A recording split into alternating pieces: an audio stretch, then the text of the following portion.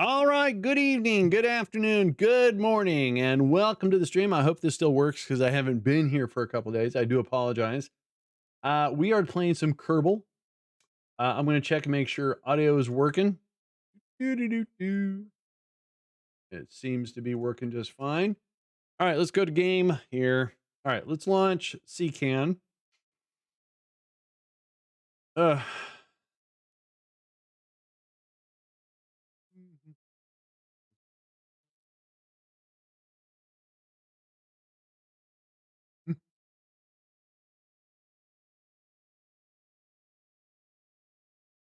all right, so we have an update for the community fixes. Let's see what they've added.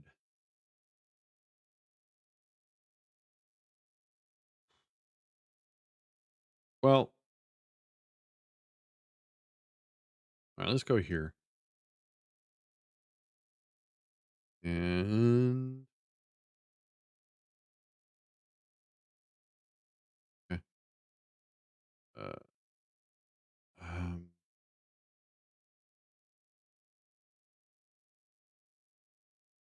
okay, so map SO correct wrapping patch. I don't know what that is. Fast loader patch now required. Okay. Fast loader getting stuck. Oh, that's a bummer. PNG texture cache isn't always invalidated. All right. So it looks like they just fixed some bugs. All right, cool. All right. Bug fixes it is. There you go. And good. Good. Hey, Chris Abbott, good morning to you. Ready for some EVA construction? Oh, that would be cool. The something I've never done in Minmus is using Minmus as a fuel refinery sort of thing. So I think I want to try to do that before KSP2 comes out. As long as everything keeps working in this game, you know what I mean? All right, let's launch Kerbal.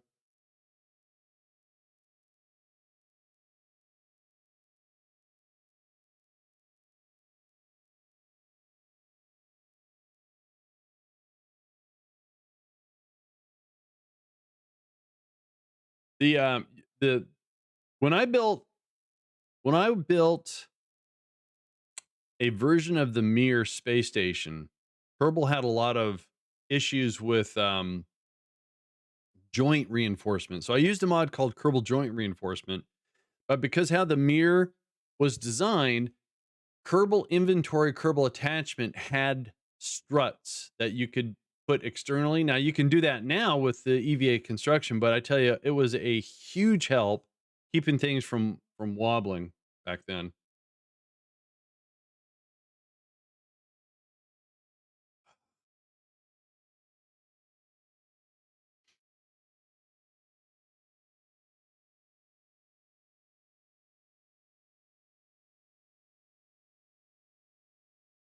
Hey, Torch, how you doing? Good afternoon.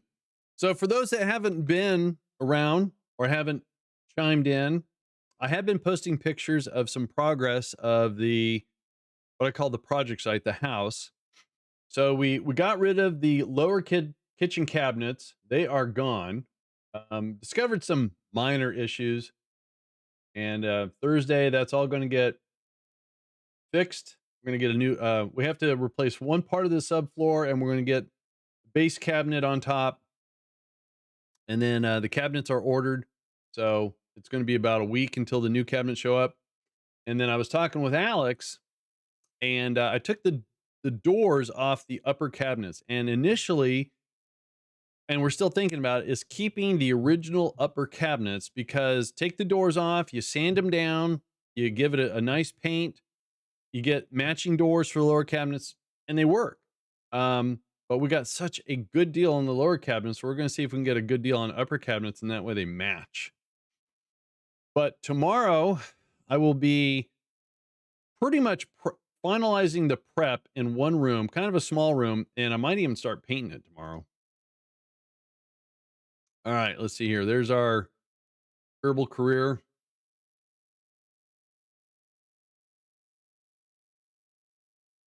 So as soon as Thursday is done, when the contractor's done what he has to do, if he's got everything done. He puts up the new sheetrock and everything, and there's an old vent pipe he's going to get rid of.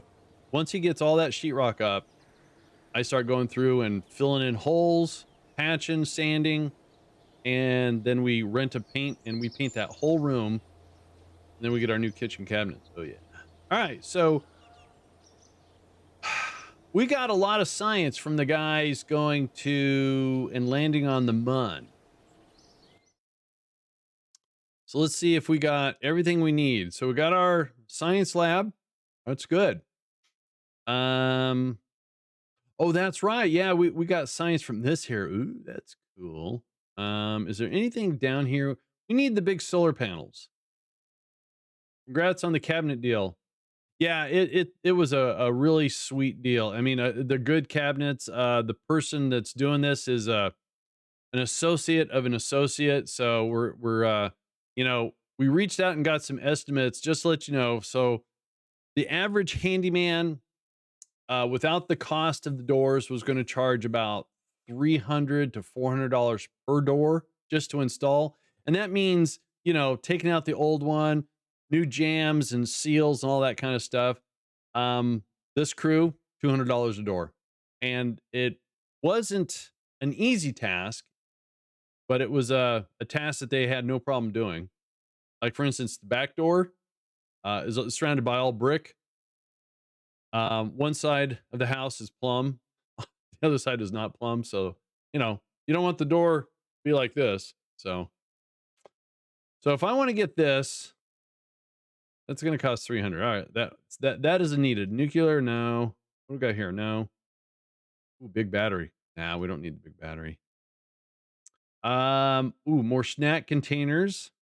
It's always nice to have. We're going to need the snack containers. Ooh. All right, let's hang on. Let's get what we need here. Do I need those parts? No. No. No. Um might need the fairing. Got some robotics. Unlock that for one piece. What do we have here? Ooh, the poodle. Ooh, the poodle. All right.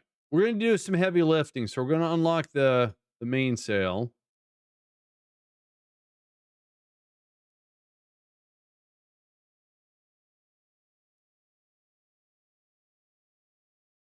I'm nervous. All right, we're going to unlock that fairing.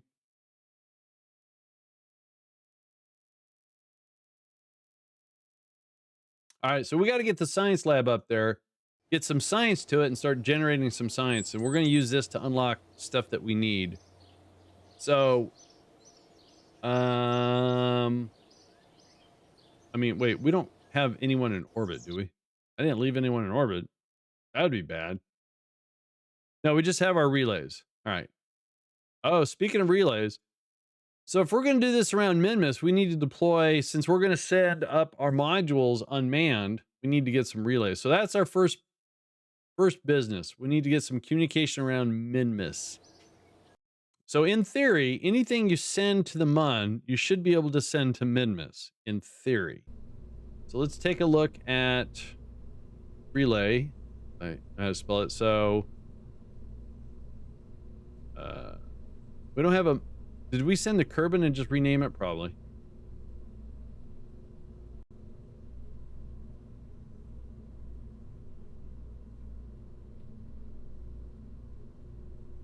All right, so we got our 3 satellites.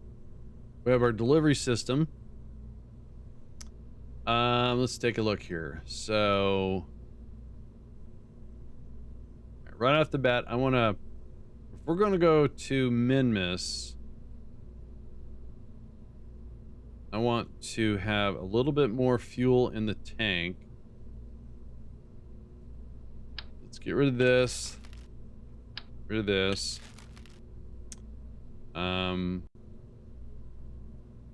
would be the best way? Okay, let's get rid of that.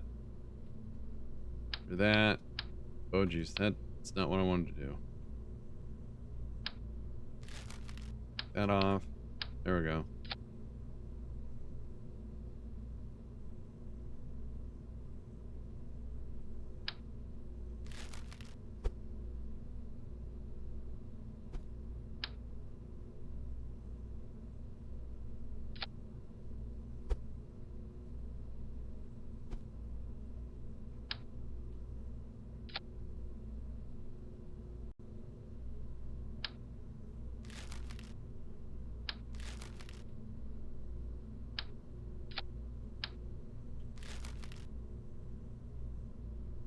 Oh, we've got mainsails now. Right. All right. So let's put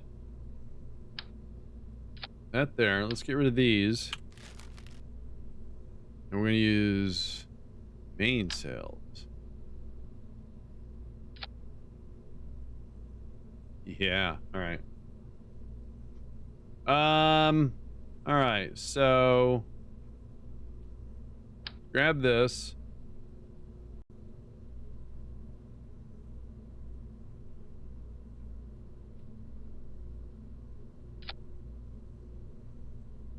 That's weird. Huh. Weird. All right. Let's do a couple things here. Make sure we have some strutting there. That should still be strutted. Good.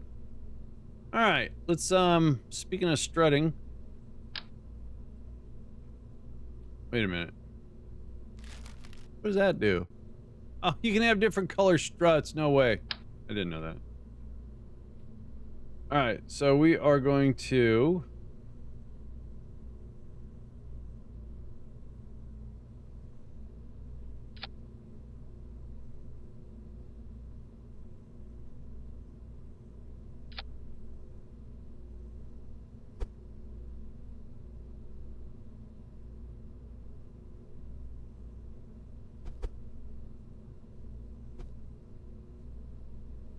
that looks nice.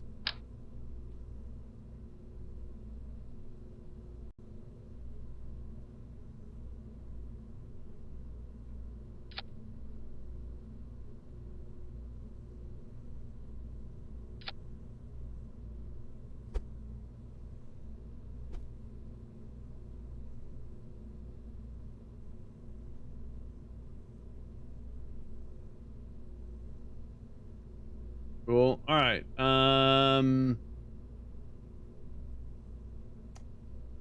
Nice. And all I did this weekend was put up some sweeping lists.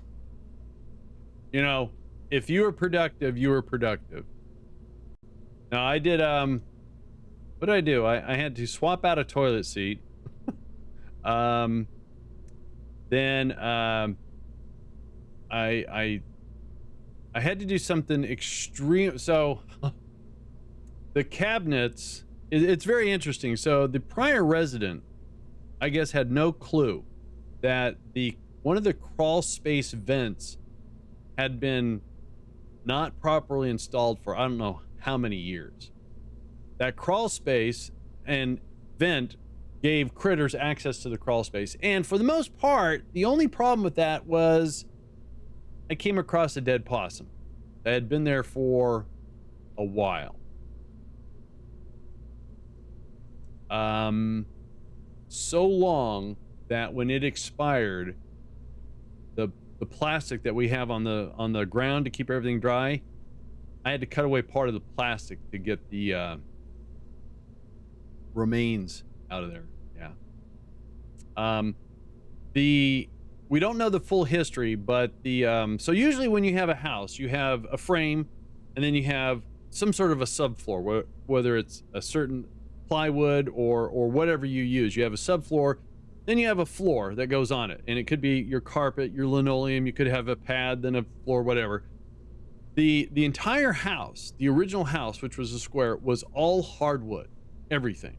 And then they put carpet on top of it in one room, tile on in this room. In the kitchen, it's hardwood and then a linoleum, a nice linoleum actually.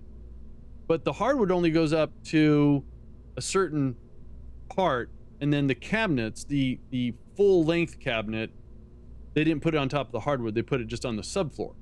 Now, for whatever reason, underneath the sink, there was slats for the cabinet, but underneath the slats, there was no subfloor. So there was access to the house, but not really, from that vent. So anything that got into the subfloor or the crawl space could get up into that spot. And what happened is we found 2 mice nests underneath the cabinets. There was nothing living there, but yeah.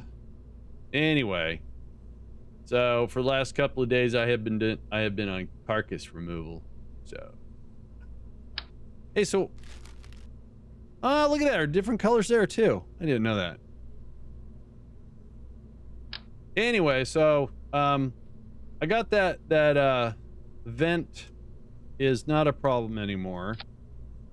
And Thursday that breach gets completely wow, that's I got really put in there. Okay. And then now it's yeah, there we go. So anyways, that will get sealed up nicely, so we don't have to worry about that.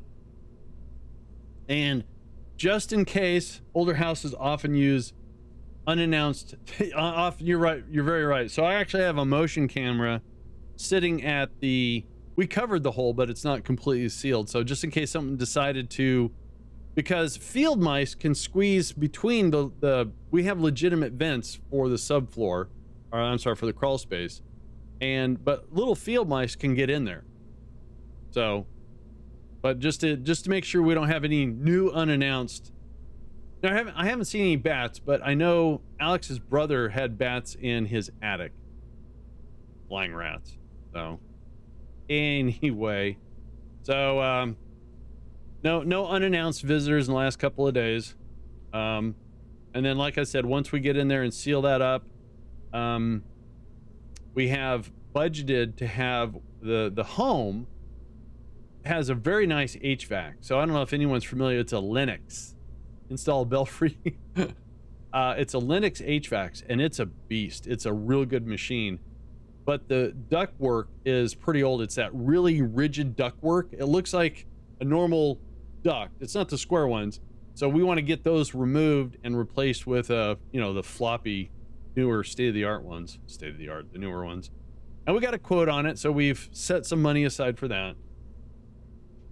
All right, so this is a rocket that's going to send these to Minmus so we can put them in orbit. And what I see is wider.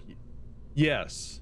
And actually, now I'm a man of some girth. I'm 6'3". I'm about 315 pounds, 25 pounds after a holiday. And when I crawl around there, I can only get so far because of this rigid ductwork. Now, if the ductwork was more flexible, I could get probably 3/4 of the way at the house.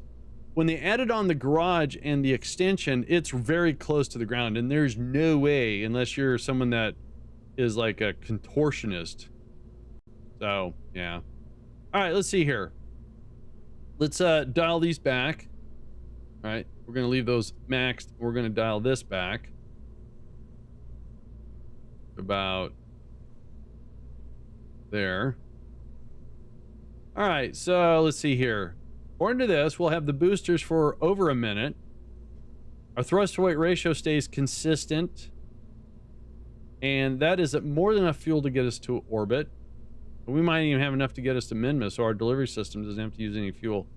So anyways, you know, I don't want to say the dirty work is done, but I'm not a fan about crawling around in a crawl space, but I have no problems doing it, getting down there. So when we get these rigid ductwork out of there, we're going to have a termite inspection. We don't have it. There was a previous termite treatment. You can tell because there's holes in the concrete.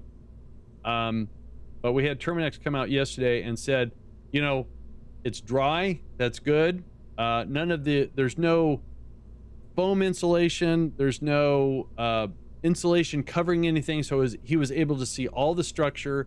And from what he could see, he saw no evidence of vermin, bugs, or termites. So we said, good. And he said, what if you guys are going to replace those ducts, give us a call right before you put the new stuff in. That way we can come out and go further and go, yeah, we'll do that. So preventive. 146 off the launch pad. That's going to be really good. So let's put and for me, this has been a nice learning experience. All right.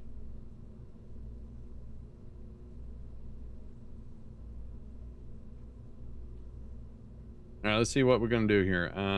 That looks pretty centered. We're going to launch all the engines. They go to the ground.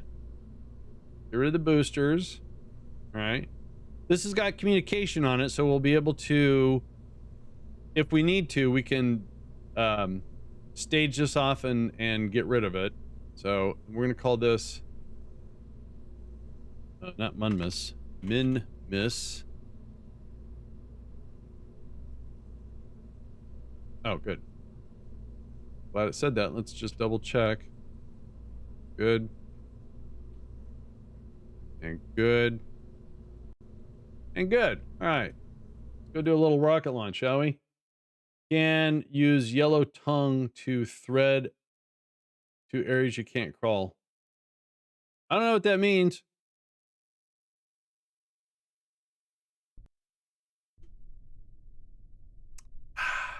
All right, we don't need that. Hey, Peter, sounds like you've had an interesting time with the house. Well, it's an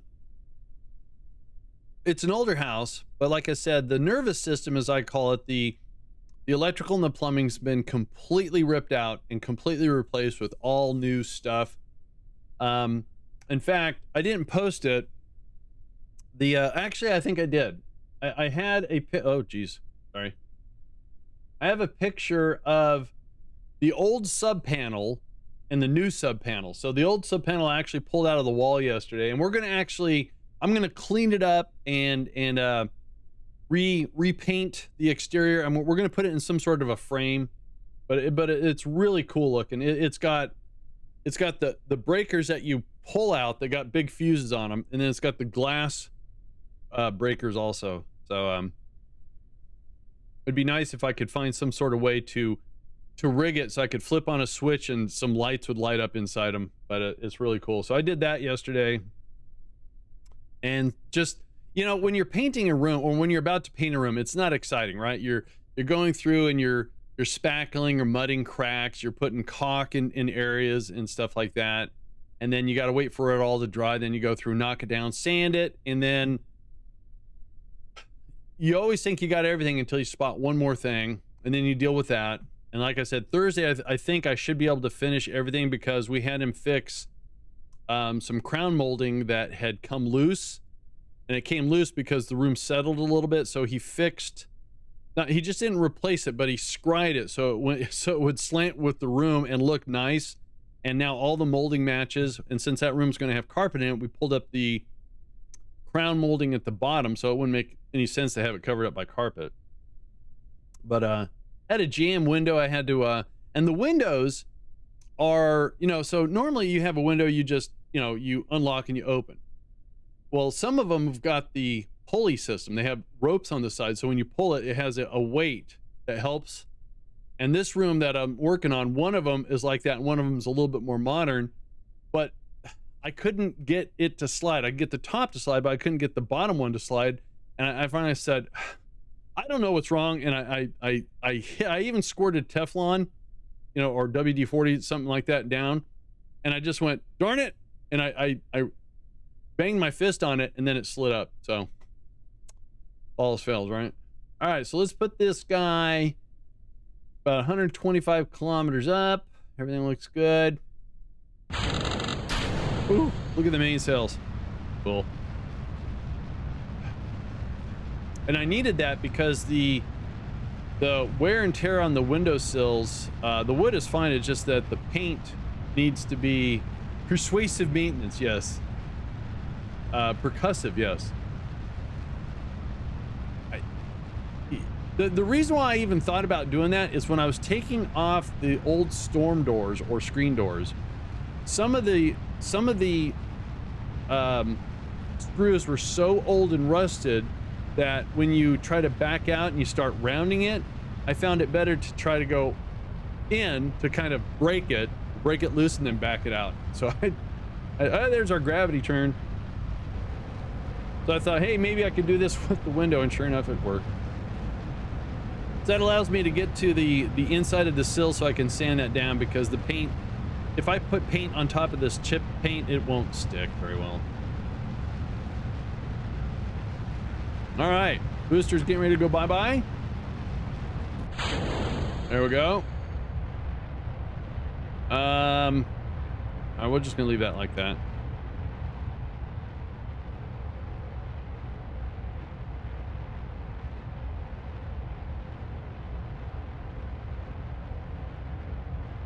But at the rate that this contractor is working, I'm looking at, we might be moving in May-ish, you know?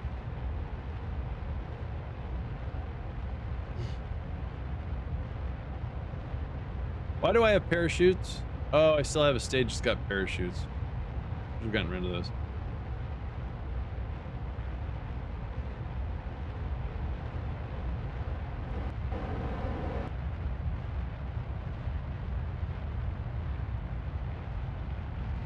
But when we get ready to do the kitchen on Thursday, I'm having him bring some extra sheetrock so I can sheetrock the portion of the kitchen.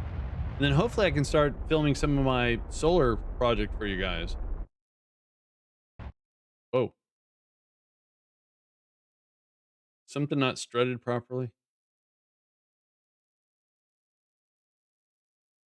That was weird.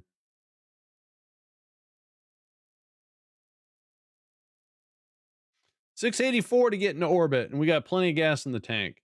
Uh, hmm. That's going to leave 1200. Actually, that's enough to get to Minmus. So we could set this on an impact for Minmus and separate and do a course correction and put this. Yeah, that'll work. Yay.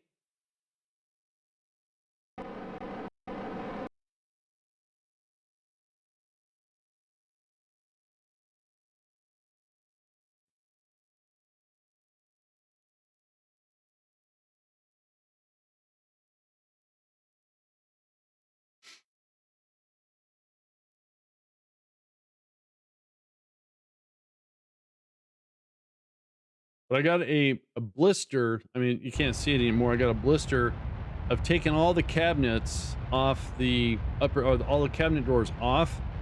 The Alex's grandmother loved to paint. So there's 3 coats of paint on the cabinets, and she painted over the hinges and screws. So, hey, Fluffy, how you doing? So that was a lot of twisting. All right, so let's get. No, no, no. Wait, what are you doing? Stop. All right, don't need that anymore. Oh, all right. So we want to go there, and we're going to ask the computer to plot us an intercept, which it has. And let's see here. Oops. Uh, hmm.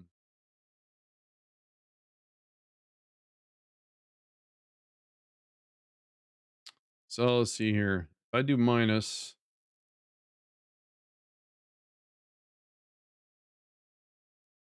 there. That's close enough. All right. Um, no, I didn't want to do that. There you go. Meant to do. Whoops.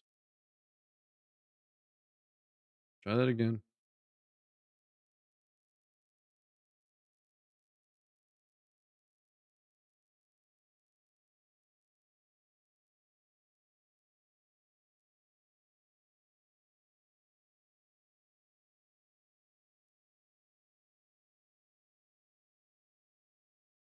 So we need 1040.3 and we have 1100. So we have enough to do this initial burn.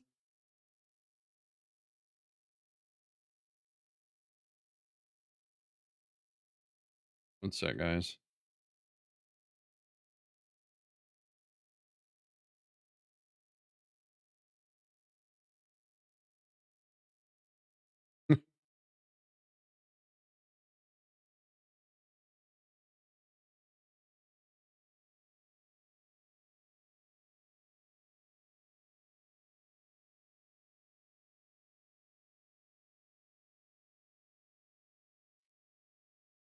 Yeah, stuck window.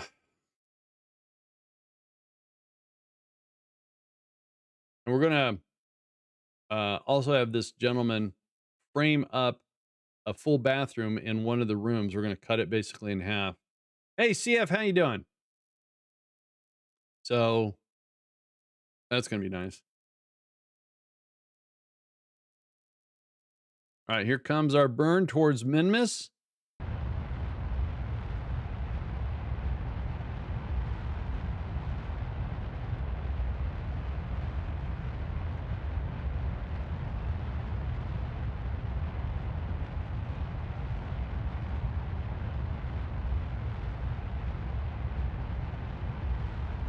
Again, we want this to impact on Minmus because...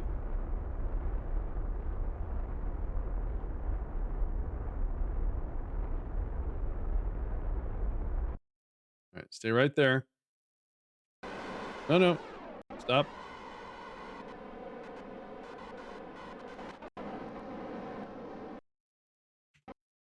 Perfect. Oh, I couldn't gotten any better than that. All right. So let's get out here. Hang on a sec. Cookie. Got a drinking problem. That's right.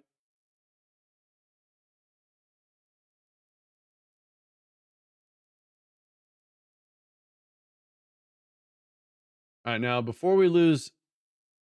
Okay. Oh, I forgot. We got some passive solar panels on this. All right. So we're going to stage. And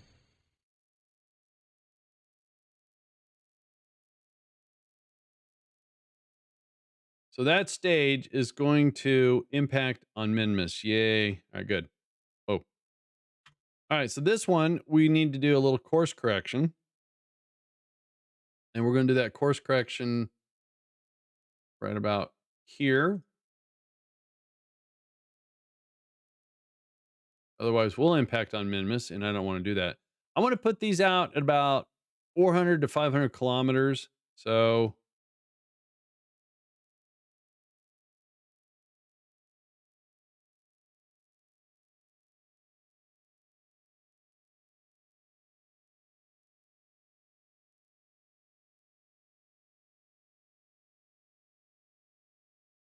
maybe 400.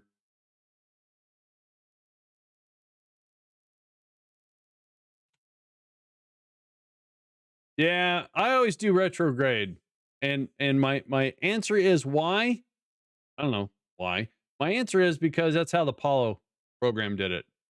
Yes, it burns a little bit more fuel, but just in case, you can always get that, gravity is the flyby, the gravity says, "Hey Peter, how the heck you doing, man? Long time no see." Peter, are you still streaming?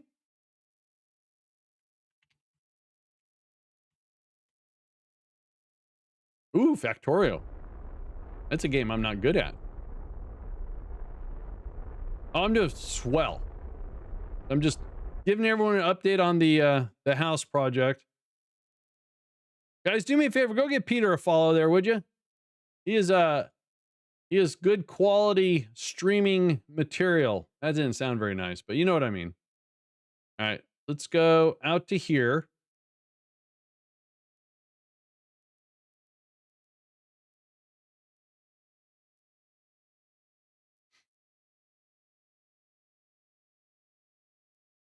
Managed to buy your first house. That is so cool. We've actually bought this house almost 2 years ago. We had a tenant in it for the last year and a quarter, and it was October, the end of October, that we took possession. And since then, we've been ripping out carpet, just doing all sorts of cleanup and whatnot. And we're getting down to the closeness of it here, so very excited. So click there, do that. All right, so let's get that going. That's awesome, Peter.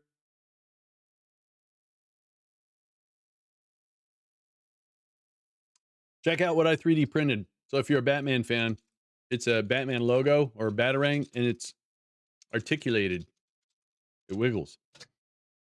What's up, Pookie? What are you doing? Pookie came by and visited.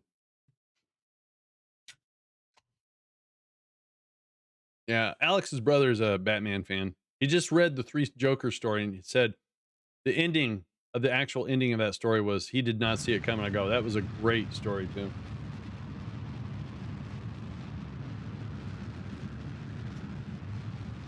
Yeah, I've been, I 3D printed a G.I. Joe locker box, and it was my first thing to I painted. I haven't done anything special. I didn't do any sanding. Yeah, he's so fine. I didn't sand it when I painted. I just gave it a primer coat and then a camo. And then I'm going to do some very high grit sanding on it and then see. I don't know what to expect. All right. So we should have some sort of an orbit. We do. So I want to make sure these are as circular as possible. So I guess the easiest thing is to push this out. Well, actually, it's pretty darn close, isn't it?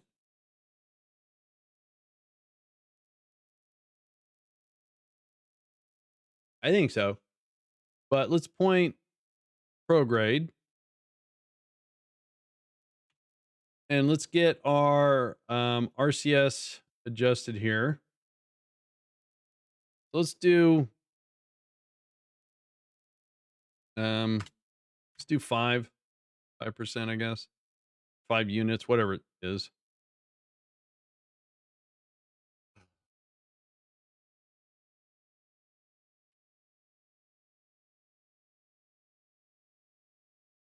The kitchen is our next big project. Actually, this before this weekend is up, I'll have one more room painted. And then during that time, we also completely shift since since the kitchen cabinets have been ripped out, and we're thinking about actually getting new uppers, so they'll have to be pulled out. Then it's full force on patching sheetrock, patching anything, caulking, sanding, painting. Yeah, my cousin is a huge Doctor Who fan. She and her dad used to watch it together all the time. So I'm planning on printing a Darlac for as a surprise. Oh, that's nice, Peter. What do you have for a 3D printer? By the way, I am no expert on 3D printers. We got the Anchor M5, and for the most part, I've been pretty darn happy with it. All right, so let's go out here.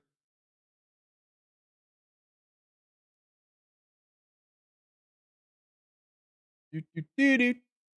Do, do, do, do, do, do, do, do, do, do. Do, do, do, do, do. What's that? Sanford and Son. Why am I doing Sanford and Son? Oh, that's weird. All right, we're 20 minutes from the Apo. Let's get closer. I just want to put this 403 just to 404, so we have a nice 404 orbit. Web page not found. Oh, you got the Persa. Nice. Uh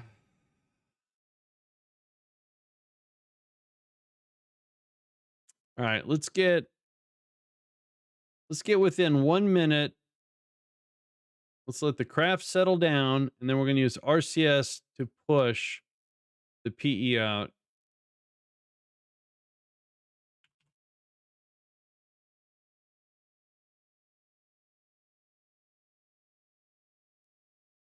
All right.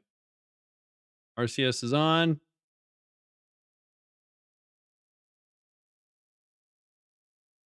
RCS is off.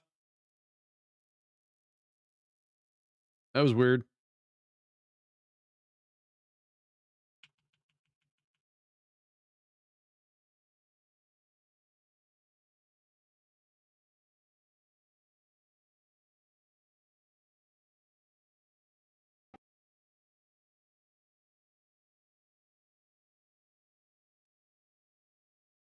I mean, that's pretty darn close.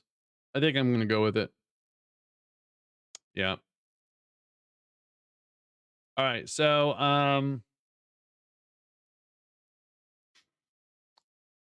let's get past the AP.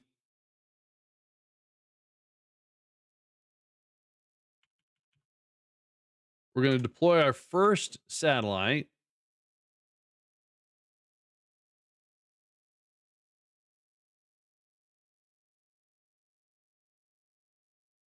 Where's the reaction wheel? There it is.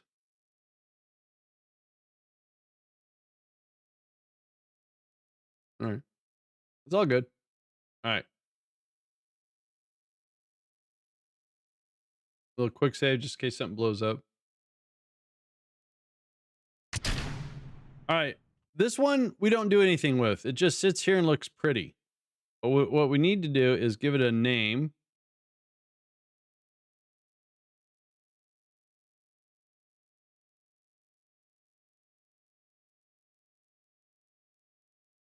And we're going to call this one A, not MA, A. All right. And we want to make note of its orbital period. Let's bring up good old notepad here. And the orbital period right there is 2 days, 1 hour, 7 minutes, and then 40.305 seconds. By the way, if you don't use Kerbal Engineer, that information is down here. So 2 days, 1 hour, 7 minutes, 40 seconds. You just don't get the, finite tune. All right. So we are going to deploy a panel. And then I'm going to switch over to this guy, and we are going to set up a resonant orbit, which means we're going to do one complete and then do the burn. So I'm hoping we get plenty of drift. So when we do this burn, we don't do any damage.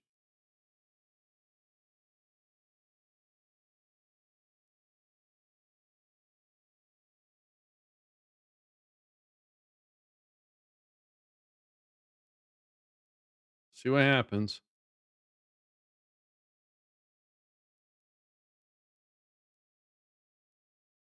Doggone it. So let's do this.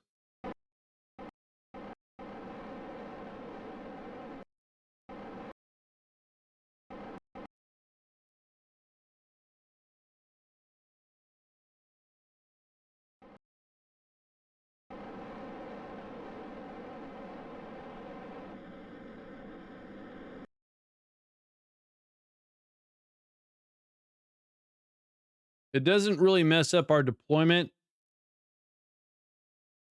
That definitely is going to boost the orbit. That is true. All right. So while that adjusts, let's go back over here.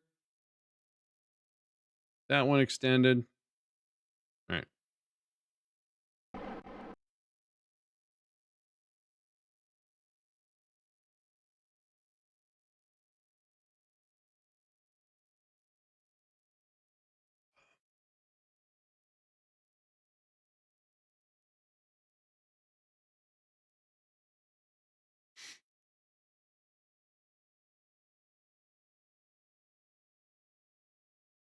So, anyways, I do apologize for not being around for the last couple of days. Tomorrow there will be no stream, obviously, since I'll be back at the project house. And so that gives us our resonant burn. So we should see a separation. There goes our first satellite on its orbit. This goes the delivery vehicle.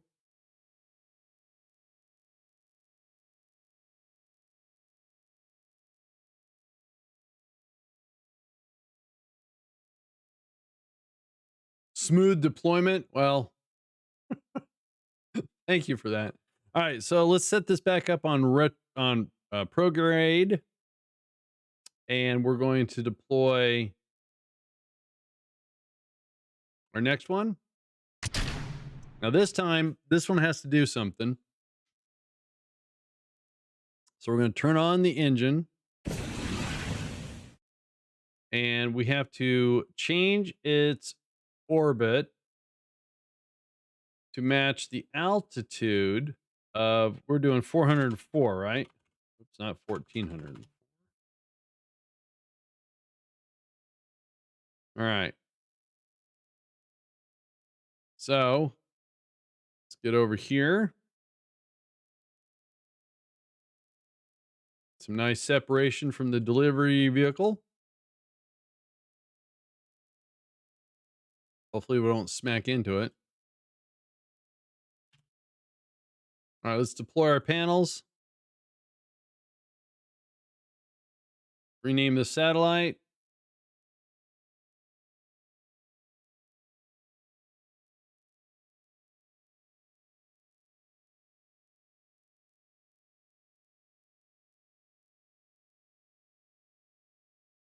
Execute the altitude adjustment burn here.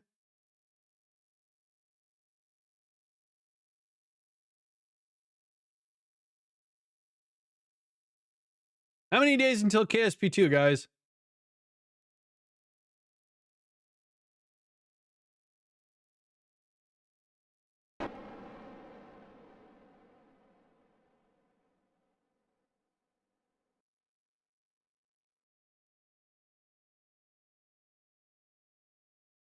Less than 2 weeks.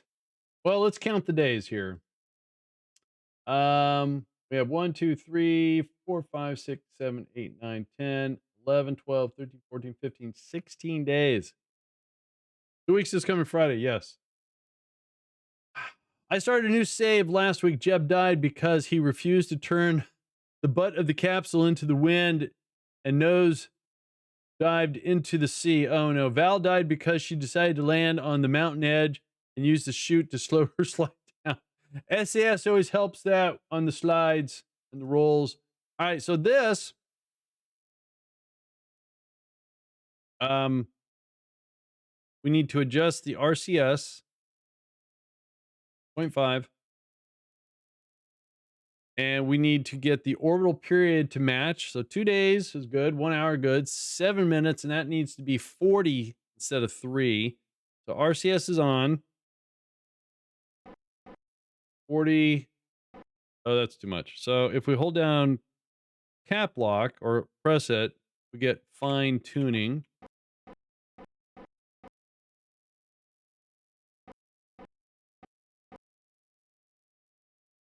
Beans. Oh, Car Toys, checking it out. 65-month resub. That's not a tier 1. That's 65 months of a tier 2. Tier 2. Car Toys, thank you so much for your incredible amount of support. So 279. I can't get the 305, so let's do this. 320.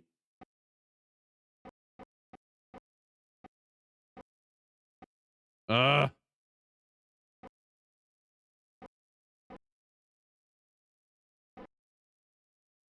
307. All right, that's close enough, all right? Not gonna matter. All right, that's our B satellite.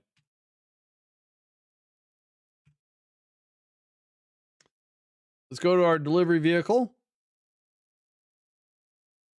I have mods that stops reaction wheels from being used for rotation. Oh, mandatory RCS, great mod. Yeah. Yes.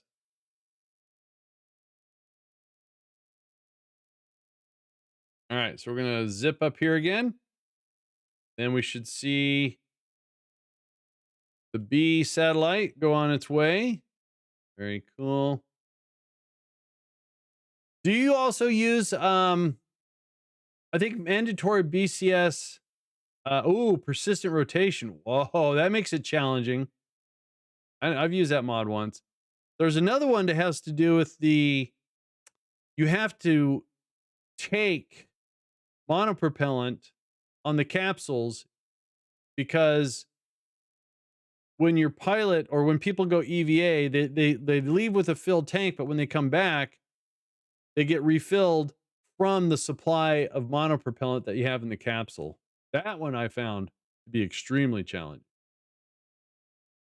All right. Car Toys, again, thank you so much for the support, man. I really appreciate that. I really, really, really do. Okay, last one to be deployed. Switch over to it, do the same thing. In fact, on this, what we're going to do is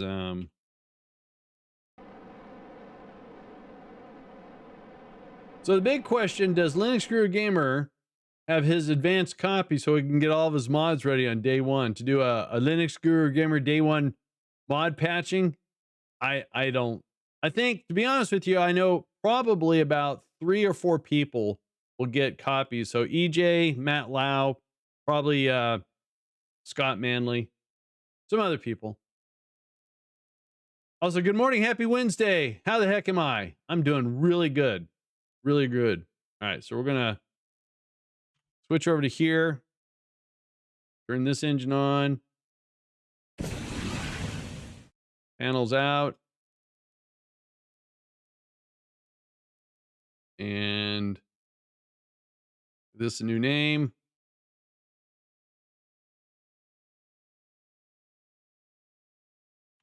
And this would be C. Oops. C. There we go. And we want to circularize at an altitude of 404 kilometers.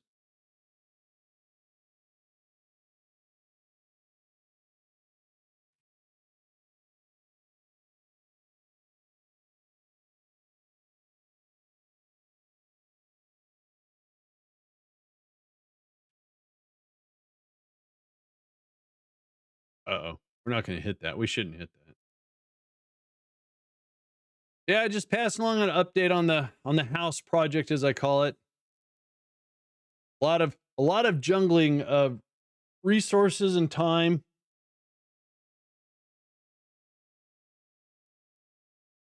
Trying to deal with any little hiccups that come along the way.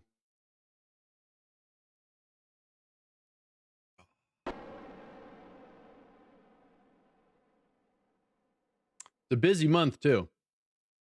Alex's dad retires this month. They're going. Her folks are going to Hawaii, which they've never been. Birthday's up the wazoo. So, all right. Let's turn off the engine. Let's adjust the monopropellant. Turn on the RCS, and we want. That needs to be 305. Oh, so close. Not so close.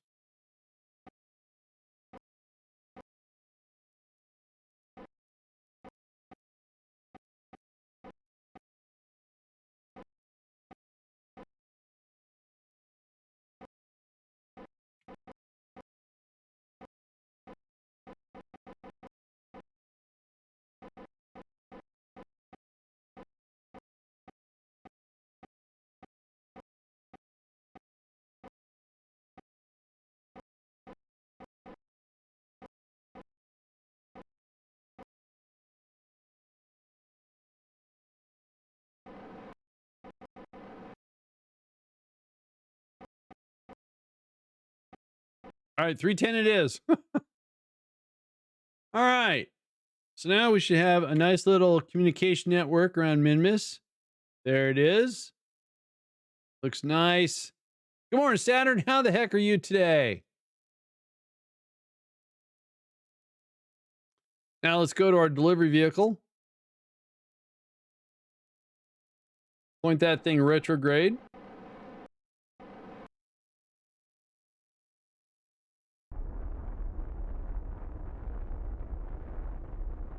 All right, sweet. All right, let's go back to the Space Center. And let's send up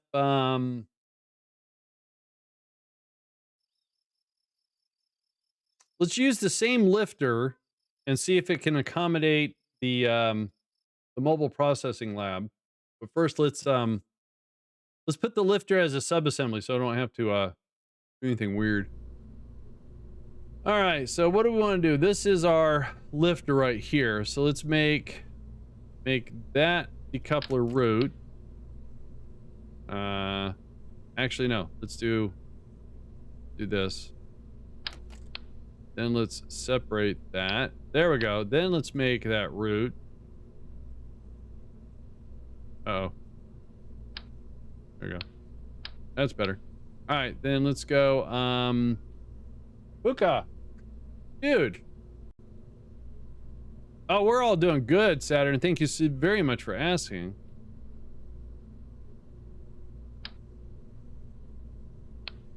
This would be a Minmus. Oops.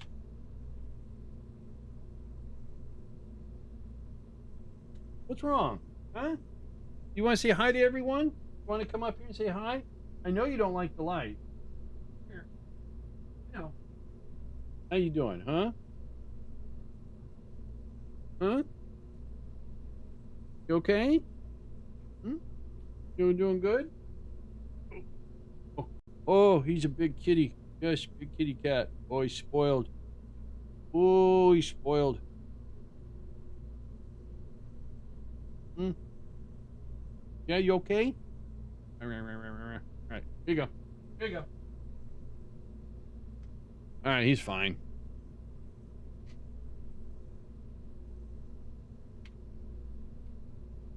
Gonna call it a heavy lifter? No, we'll just call it a lifter.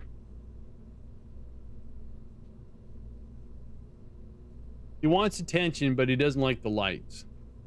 All right, so save that. All right, let's get rid of everything. And let's, so first thing I'm going to send up is the science lab. There it is. I want to make some universal connections. So let's grab,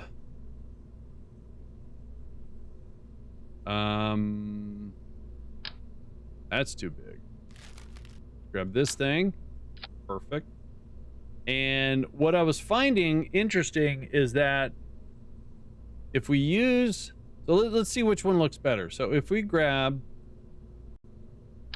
the engine plate and then a docking port, right? Or do we do, oops, do we do this?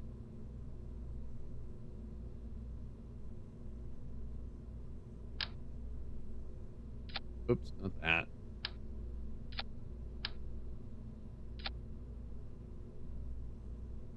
So the science lab would look something like this, and anything that docks with it would have the flat one. I think we all went for that to know that this was the center of the station. Yeah, I think we're gonna do that. All right, so let's get rid of this. Let's build this out. And what I mean by that is we got to put a probe core or guidance chip. All right, that works. But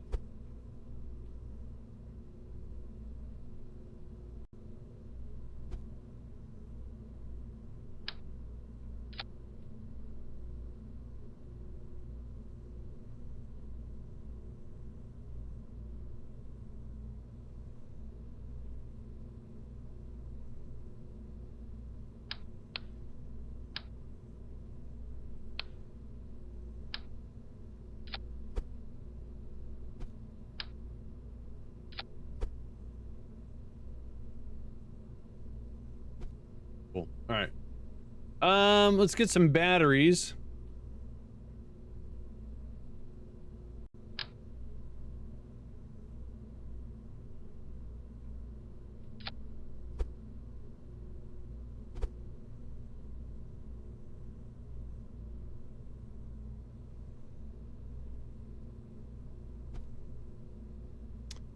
And then an antenna.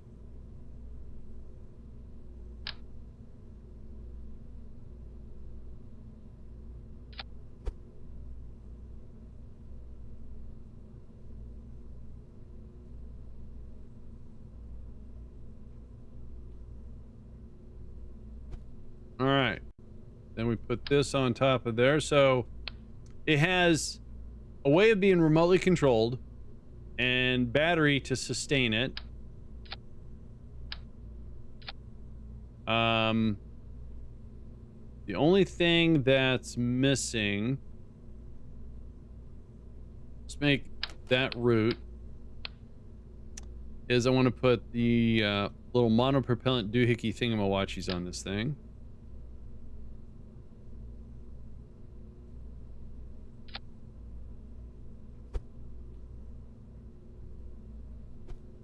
Then we're going to use RCS build aid. Holy moly. All right, so let's see here. Let's make sure this is set up right. That's good. Resources, good. All right, we're doing translation, average center of mass. So our kilonewton torque on starboard and port. Okay, so let's try to get this number smaller somehow.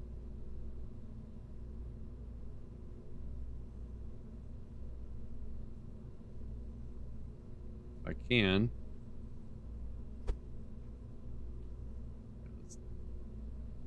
I do love the mini RCS reaction wheel modules you build for show. Oh, these little things? I stole this idea from Dos Valdez. Yeah, he copyrighted it. I have to pay each time I use it.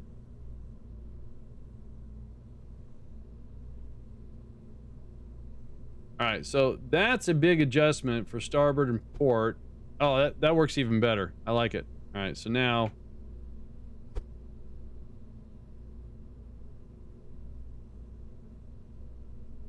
All right, but...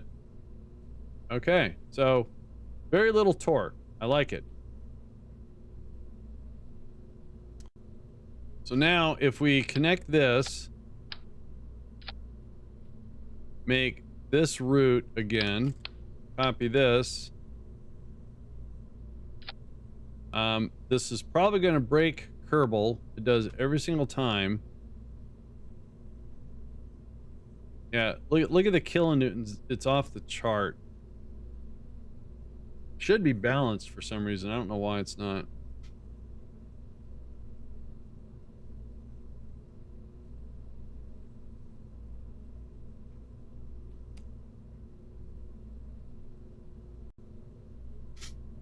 Unless...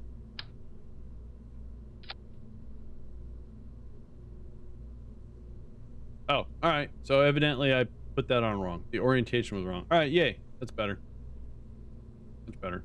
I can deal with that. All right, let's put that away. Now, unfortunately, we're not done. All right, so we have an antenna for communication. That's fine. But this is going to be transmitting science back to Kerbin. So we have to hook it up with an antenna. And the moment we do this... Oh, we also have to put docking ports. The moment we put this antenna on, the whole kilonewton thing goes out of whack. So first of all, let's do the docking ports first. And I do that just so we have areas to dock. So what's wrong with these? Well, the habitation module will connect to one of these sides, and then the power module will be connected to the other one. So there will be other connections, but you know, the more the merrier. So what I like to do is we got 3 windows here on each side, and we're going to cover up the middle window. And we're going to do that like this. Can you attach the antenna once in space? Oh, I could. Yeah, that's a good idea, Chris. Let's see here. Where's our inventory? Inventory. Can we fit... There we go. All right, we'll just have we'll have an engineer attach that. It's a good idea there, sir. Appreciate it.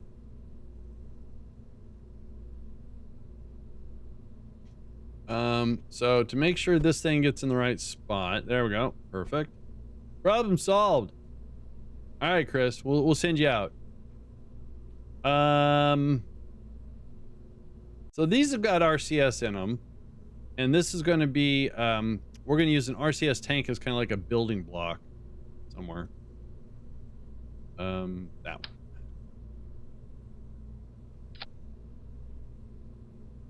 one. Yes.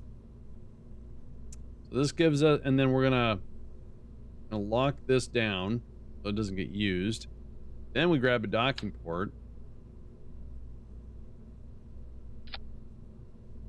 Then we're gonna go and put 2 of these.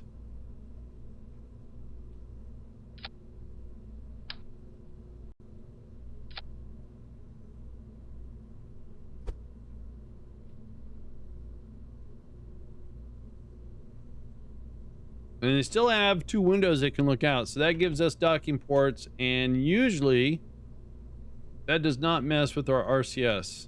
Nope. Because we put things in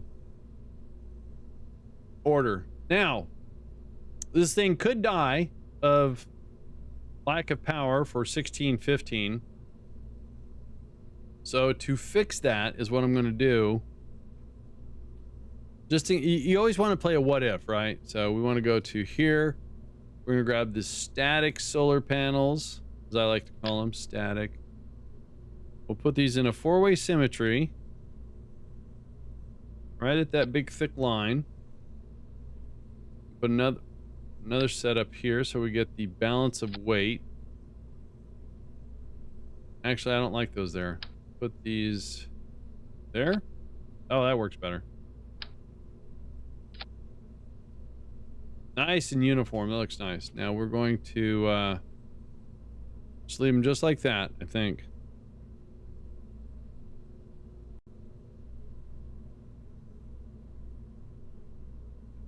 Now, one more check with the RCS build aid. All right, still very manageable. All right.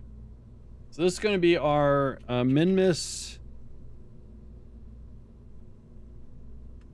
Kerbal inventory. I'm sorry, Kerbals in space, Redux, Minmus,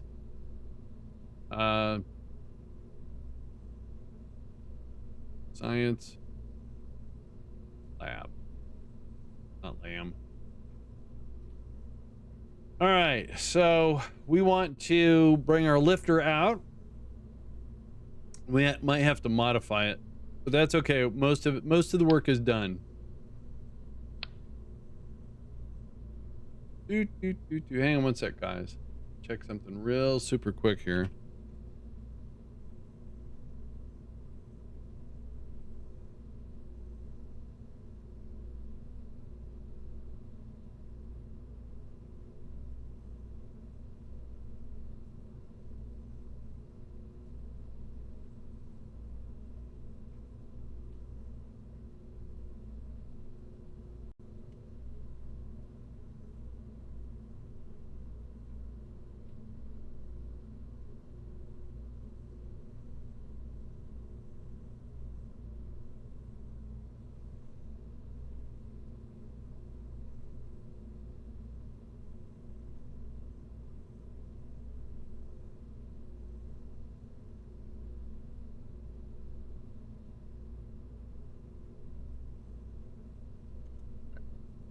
All right,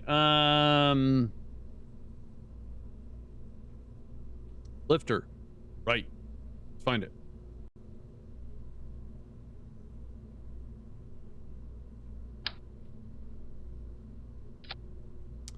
I think what we're gonna do is we need to build a little putt-putt engine section. Please remind the supply people that there is nacho cheese flavored snack packs, not the onion. Oh, gotcha, Chris. Yes, got it. All right. All right. So let's pull this to the side for a sec.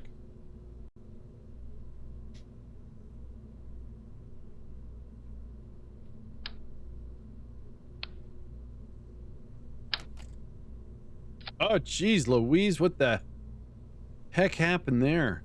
That was scary. There we go.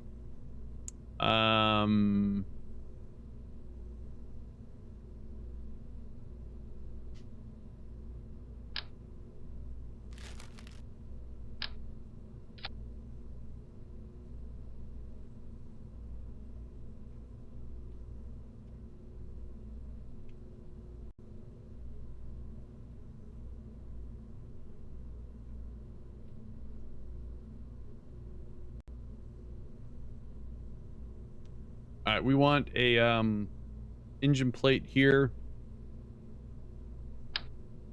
Not that one.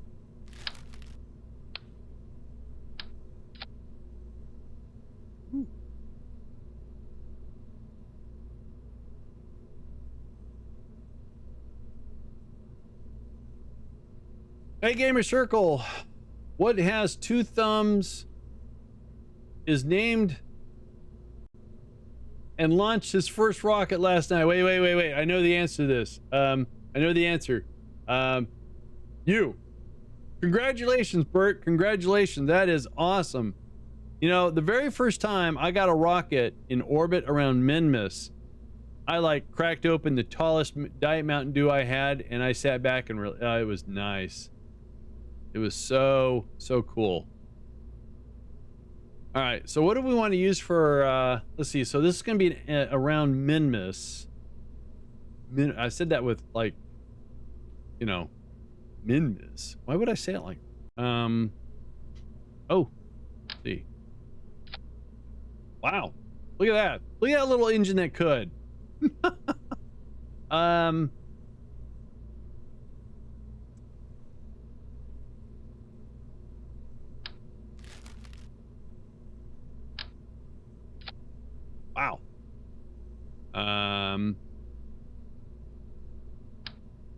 So this weighs 1.5 tons.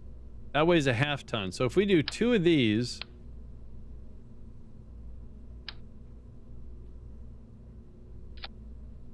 I like that a lot. It's in space, right? Are you landing? No, I'm not landing the science lab. No, I'm just, is what it is that once this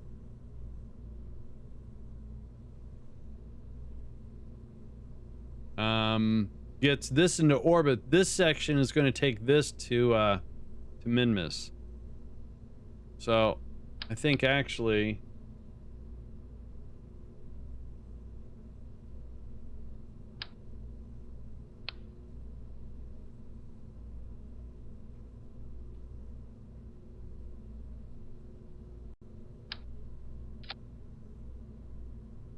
that doesn't leave too much gas left.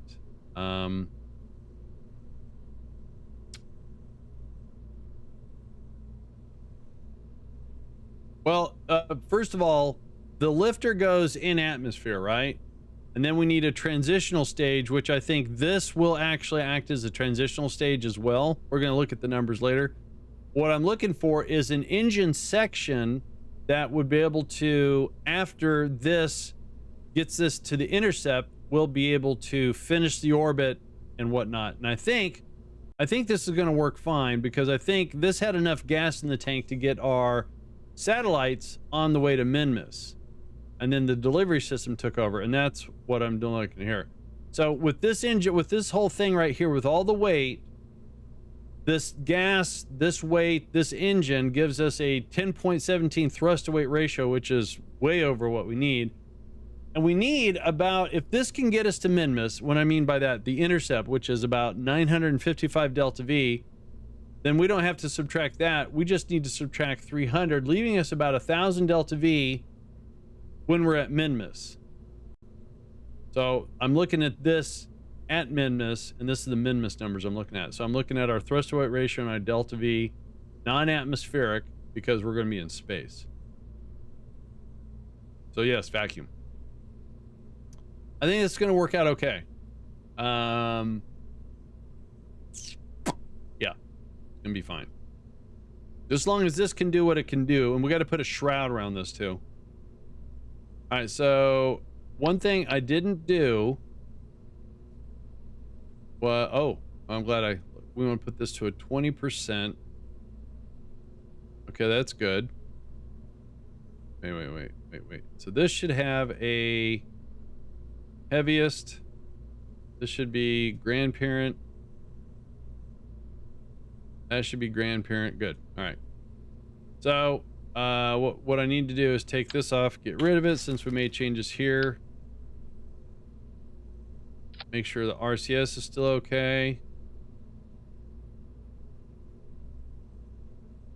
Yep, that's fine. Wait. Why is that so high? Is that one of these things? Nope, I did. Oh, whoa. That was wrong.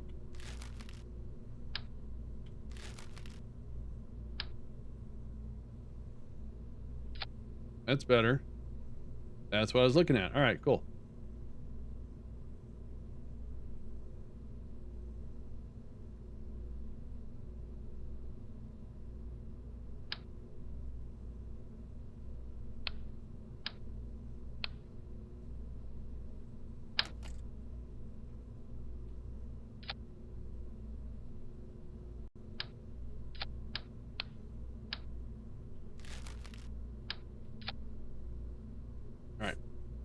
Okay, you understand about KSP than I do. I was just trying to understand the numbers. Oh, I got you. Um, the torque right here is like, if you have a high amount of torque, you're gonna have some control issues, I guess, is the basic way that I can kind of, that's how I understand it. So that's why when I'm looking at RCS build aid, which is a mod, when I look at my translation, so translation is me when you're trying to rendezvous and dock, when you do maneuvers like this, if you have a high amount of torque, then it could, instead of going up, you could go diagonally because your torque is so high. So if I try to keep my torque like at 1.0, I consider that for me fairly manageable. So since all this torque around my center of mass, my average center of mass is sitting right there, I shouldn't have any problems. So torque here is the same as what translates up here. Torque is torque. You know, it works. The less the torque, the better control. The more torque, the chances of something go wrong or not straight. So if you have zero torque here, that's good. So what I'm looking at here is this is arriving at Minmus. So that's why we have Minmus non-atmospheric, because we're not landing on Minmus. And right here at this whole stage with this little engine that's how much thrust to weight ratio we have. And this is how much delta V we have. And I think we're going to use about 300 to 400 delta V to get this into orbit around Minmus, leaving at 1,000 just in case we need to move this around anywhere. All right. So I want to build on this a little bit.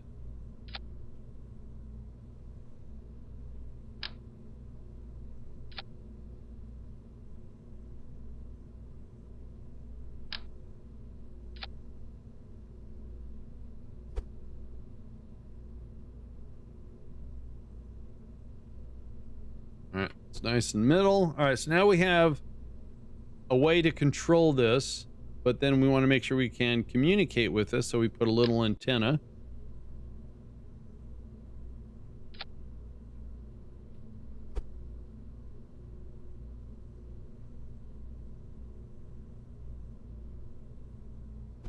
All right, and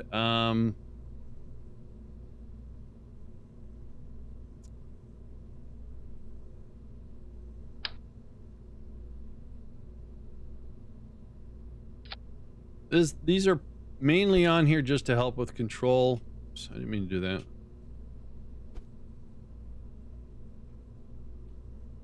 Yeah, that's what I just put in there. I put a probe core in there. I used the little tiny lifesaver probe core, that one right there.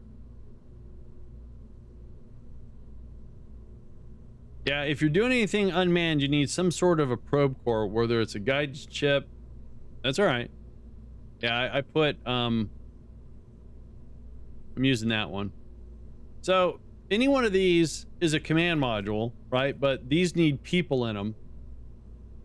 And any probe core will be able to do unmanned stuff.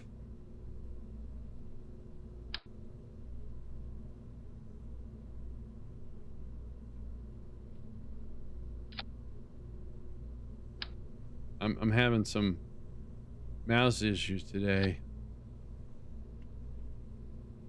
There we go.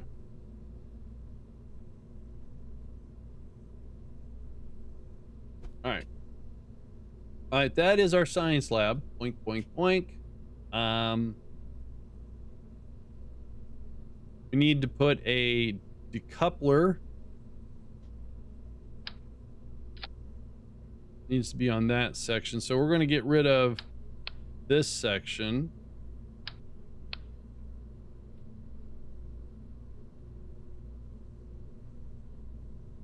So that's a 18 coupler.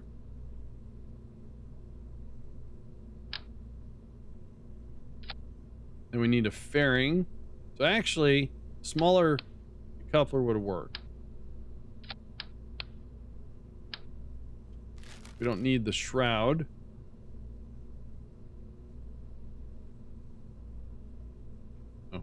Oh, it's the engine plate doing it. I want to fix this.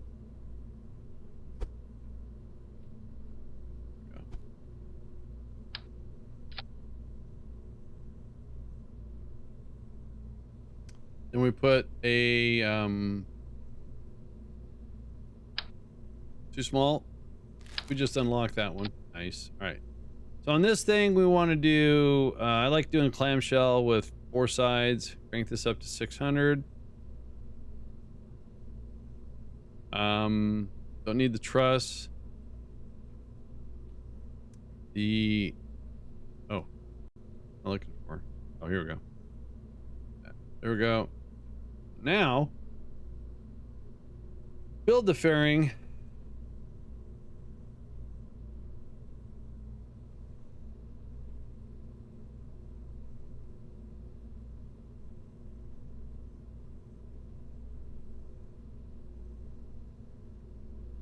All right, that looks pretty nice.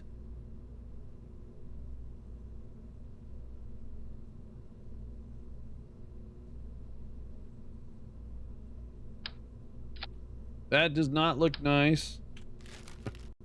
So what we're gonna have to do here is, let's see, did we unlock any bigger tanks? No, we didn't. All right, so this has got 1350. Okay, so that's got just as much. So if we take one of those, put that there, that having 1620, that having 1530, so we don't lose any volume. That's good. So now let's see if the lifter is going to work. So we're going to change this back to Kerbin. Oops. So we can definitely get off the planet.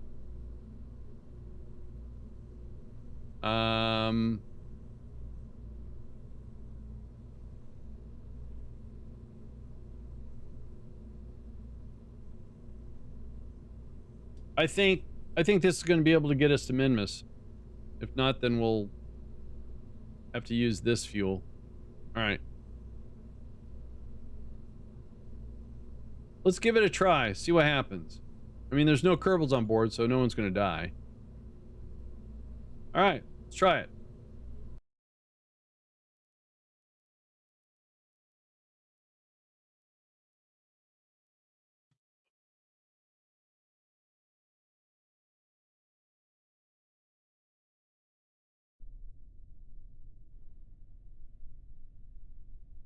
Oh, it looks weird, doesn't it? We're doing a night mission too, by the way. Here we go. All right, let's put this at 125 kilometers still.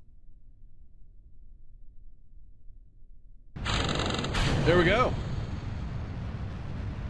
We are lifting off.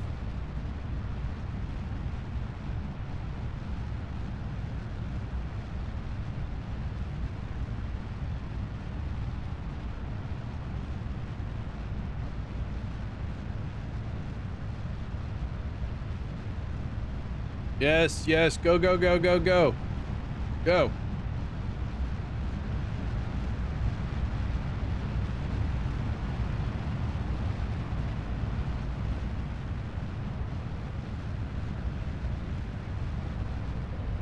Our gravity turn, we're throttling back a little bit.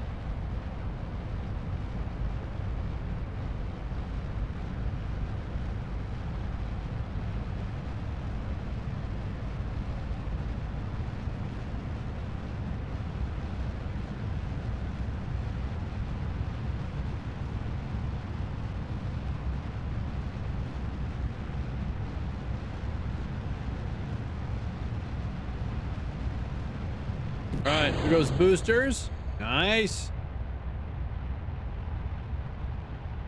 We are heading to space.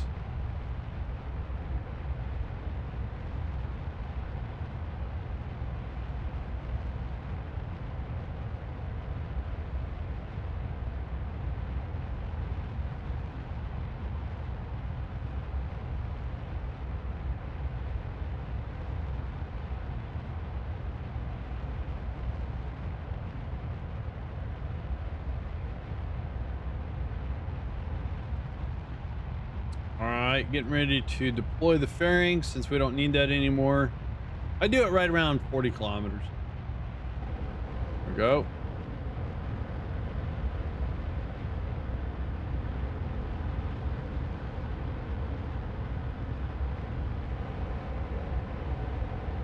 I think that I saw a little wiggle. All right, wiggle gone. Actually, I saw it.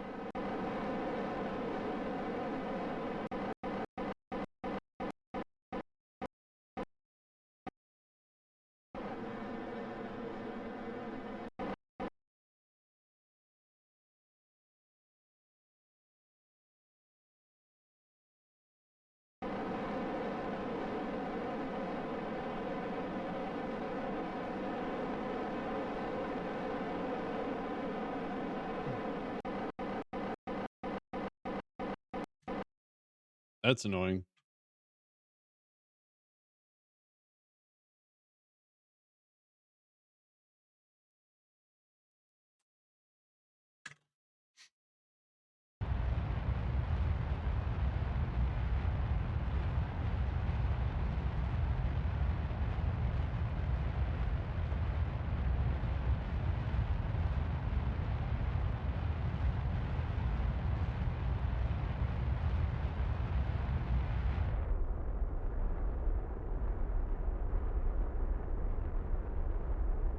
Nice. All right, so it takes about 945 delta V to get an intercept on Minmus. So we have enough fuel in this to do that. And if we do it correctly, we should be able to let this impact on Minmus again, just like we did on our other thing, you know. All right, so we're sending this to Minmus. Long journey coming up.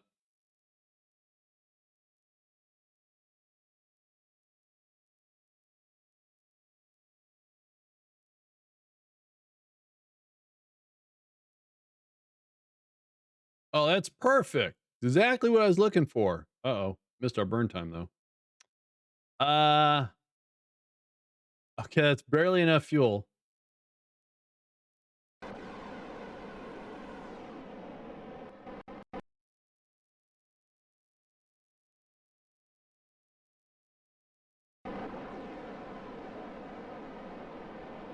So hang on a sec here. Let's do this.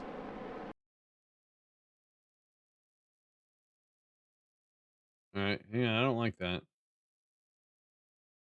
go over here.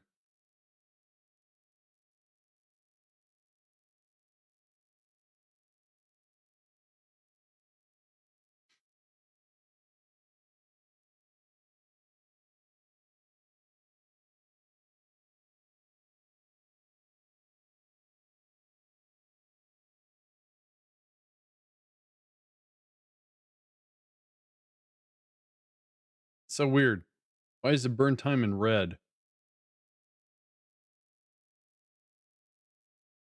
All right, so just in case something's miscalculated here, we're going to transfer some fuel.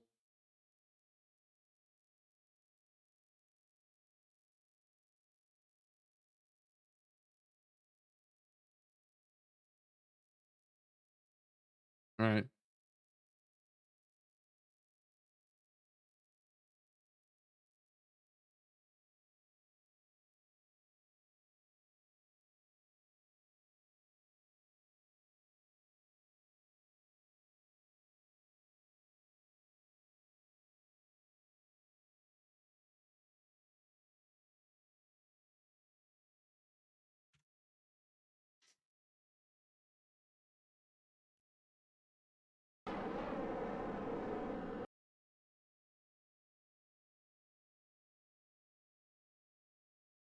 Hmm.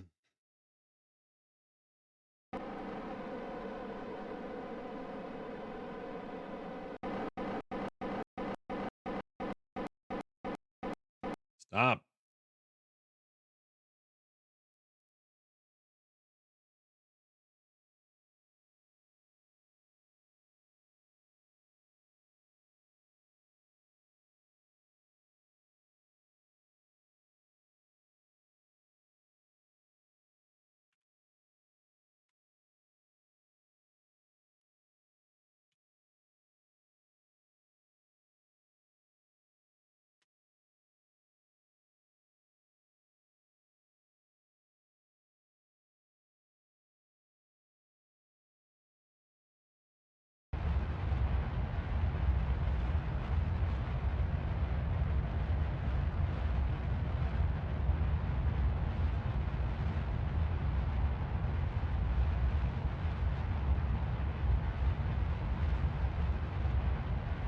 I sure am. I'm not excited because I'm a rocket enthusiast. I'm excited because eventually I'll be able to get to play this game without mods or hacks with my friends. Okay, so do that.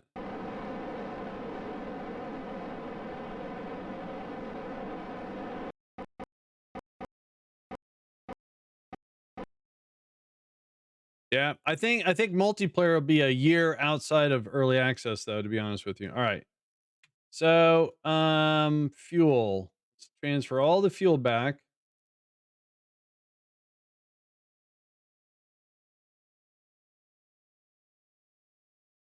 Oops, already had that one. My bad. You stop moving. Oh, that one. That one, that one, that one, that one.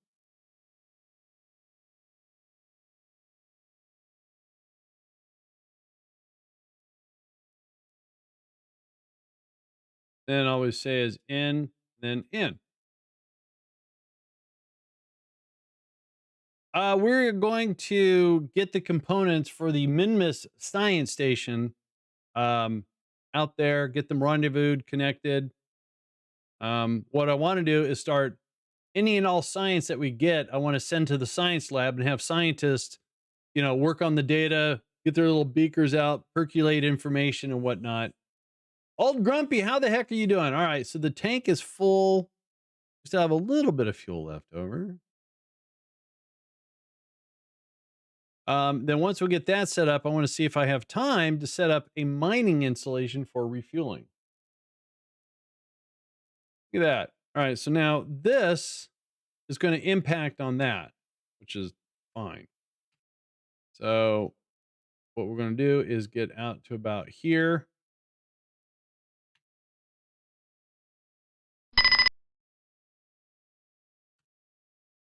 Oh dear. All right.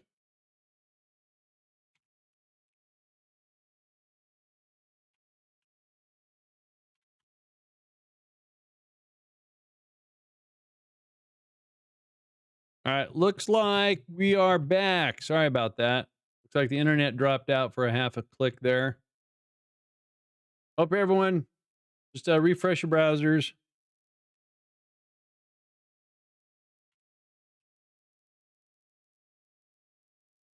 Sorry about that. I use a little program called Net Uptime Monitor that keeps track of stuff. And it was very useful when I was having a lot of problems with the local ISP, and I was able to give them exact times and durations and stuff like that. So, anyways, that runs in the background. All right, so now we are going to decouple. Let's go back over to here. Take a look at this trajectory with Minmus. F5 for science, 5 for safety. That's still going to impact, so we're good. Lamb, how the heck have you been doing, Lamb? Good to see you. All right, so now with 1300 delta V, we have more than enough gas in the tank to get an orbit around Minmus. So let's set that up. Actually, we got to do a course correction. Actually, wait a minute. Hang on. Looks like our trajectory isn't that far off. We're going to put this in a fairly low orbit, though. Let's see here. So if we use RCS, all right, it's about where I wanted it too. All right, so we do this.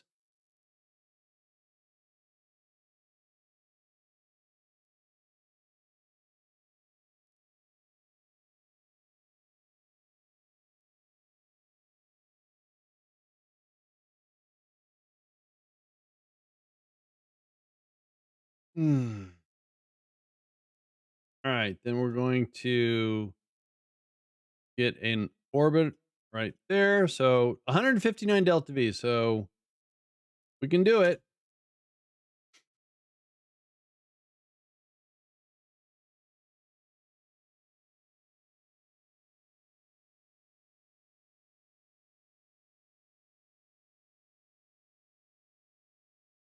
So this is where the Kerbals will work. This is their science lab.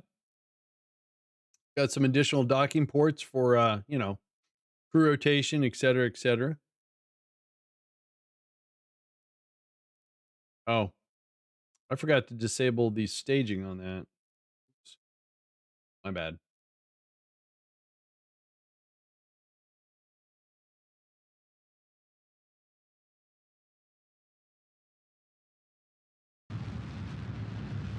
So this is already comes loaded with 400 snacks. So they're going to have some snacks when the crew gets here.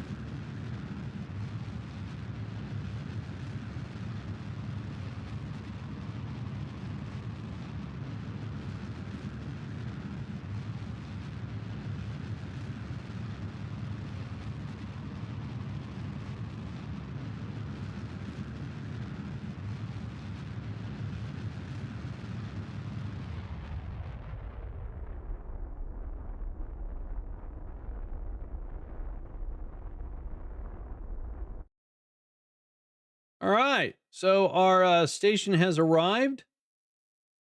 Well, part of it anyway.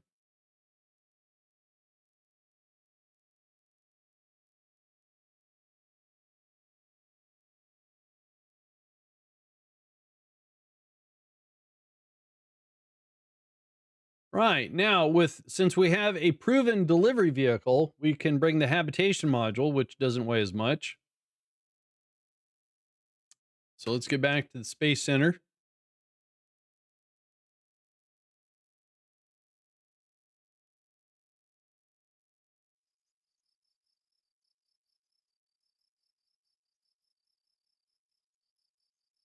Are you going to play KSP 2 if it comes out on the 24th? Yes, I plan to um, make the 24th available. So I will be here. If every single time, since I'm on the East Coast of the United States, whenever a game gets released, it's always like if it says release dates at 2 o'clock, that's 2 o'clock Pacific Standard Time. So that's 5 o'clock my time.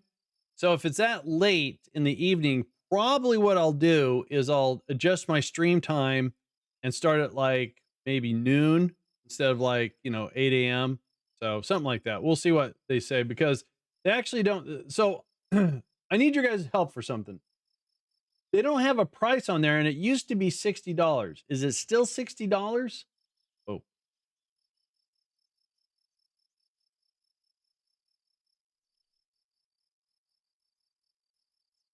was it they used to have a price on here. No, they don't.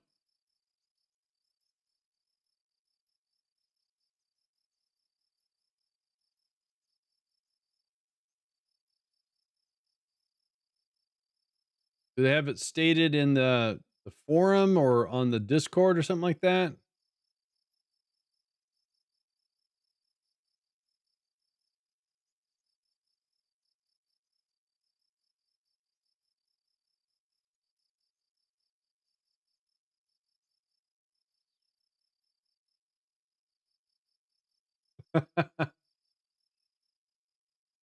uh, wait. Okay. So on their website, where the heck is Kerbal 2? Kerbal Space Program games. Their website has a price hiding in the FAQs.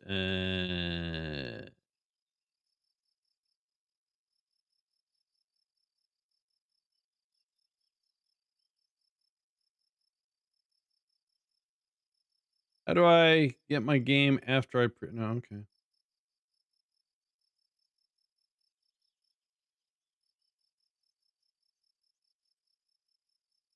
Oh, it's hidden. Oh.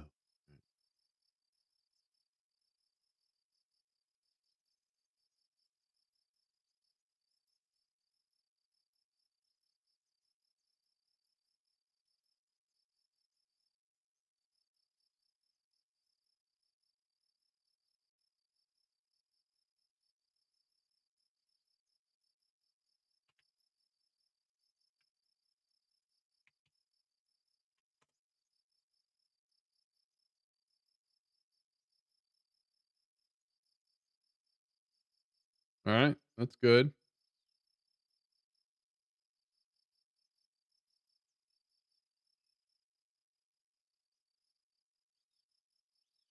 There's something beyond multiplayer here.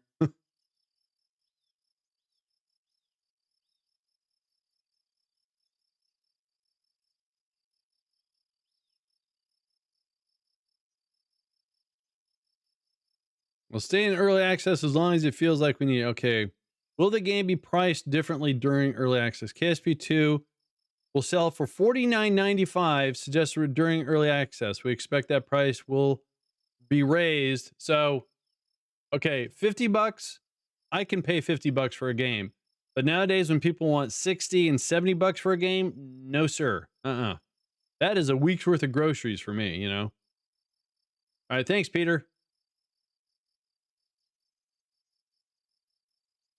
All right.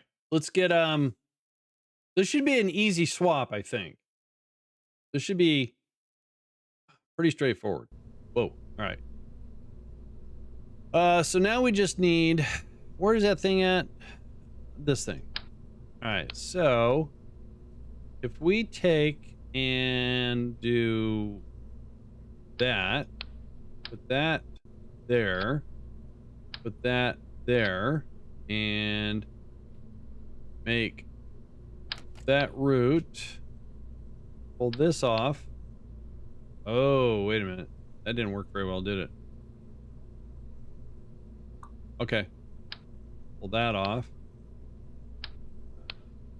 Let's make... How do I do this? All right, so let's pull lifter off.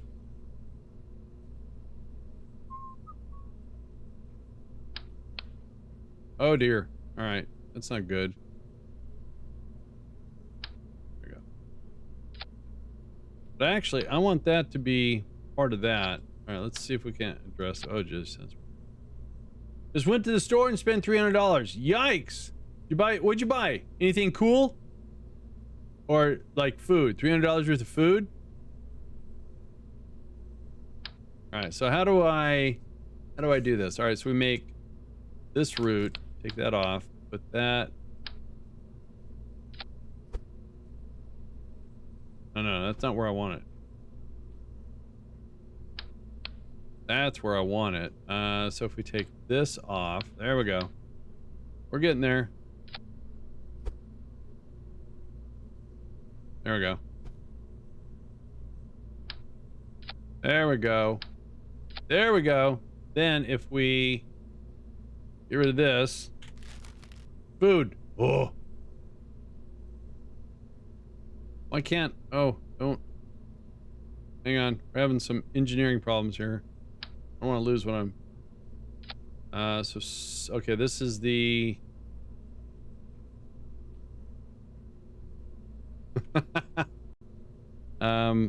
living quarters. Oh, no, let's do this. How about berthing? Is it berthing?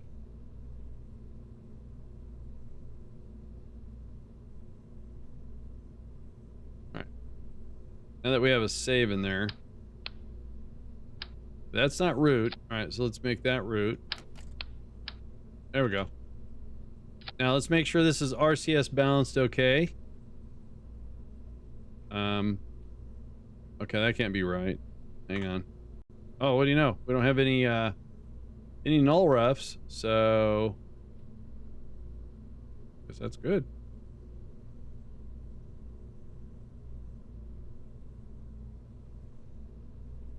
Turn that off. Wow. All right, so this thing has got also snacks, but it also comes with a soil recycler. So when the Kerbals start to consume their snacks and they make soil, we can convert the soil back into snacks. Pull a Mart Watney. I'm going to do the same thing. We're going to sneak in an antenna just in case something odd happens here. All right.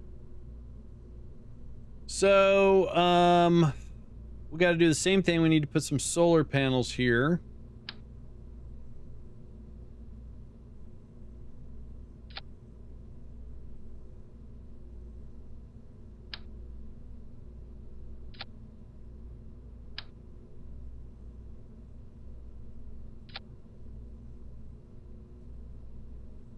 Well, we're going to have corn dogs, French fries, and baked beans tonight. And then Thursday, we're going to do chicken quesadillas with refried beans and Mexican rice.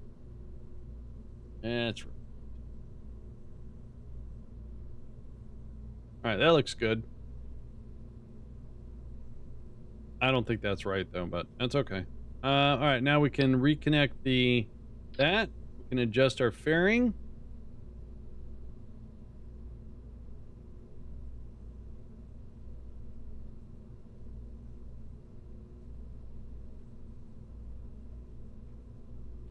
All right.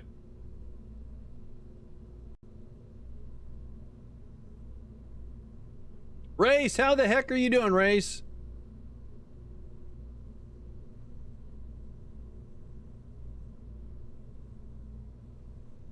All right, let's give this a launcheroo.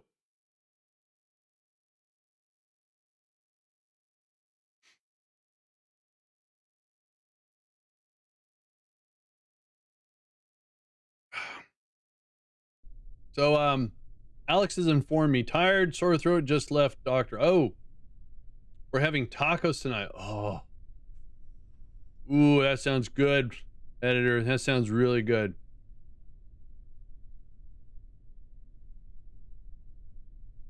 You're gonna post pictures of your sore throat? Okay.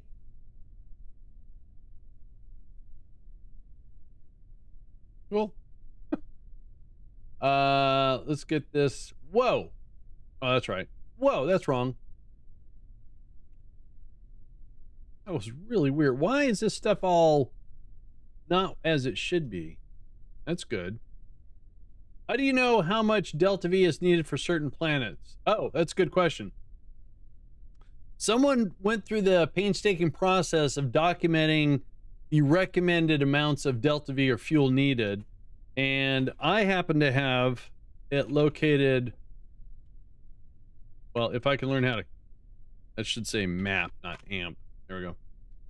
If you click on the image, it's going to show you. And since I know the moon and Minmus pretty well, I don't have to look this up.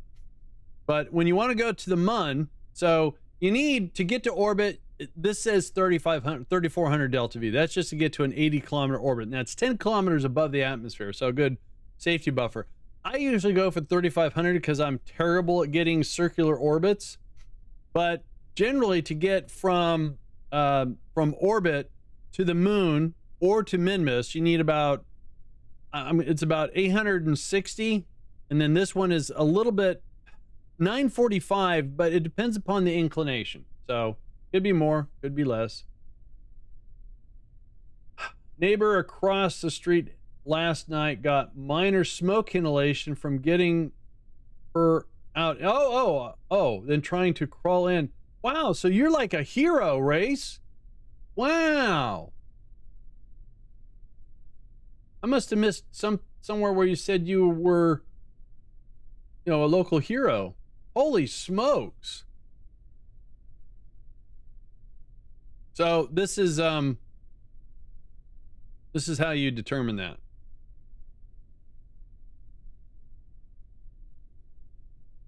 All right, here we go.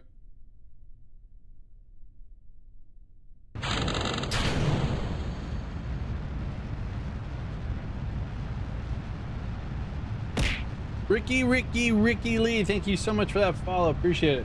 What's up, Luca? I see you down. Cat's here.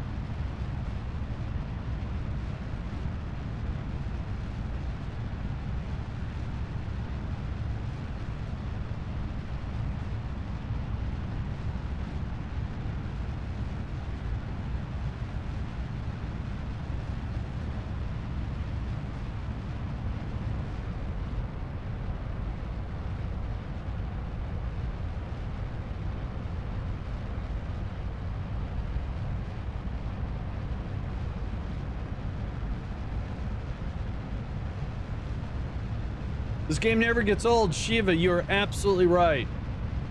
Even though I keep playing with the same basic mods over and over, each time I kind of change up what I do, it's still very challenging.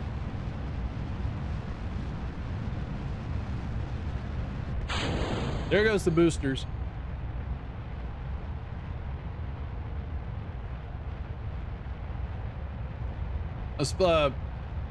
Alex and I have been playing Subnautica together. What I mean is we're not playing multiplayer with the mod. We're just side by side playing it. And I decided to upgrade my Seamoth with the little shocky thingy. And sure enough, I had a stupid Leviathan grab me, scared the poop out of me, and I shocked him. He didn't like it very much, though. He took off.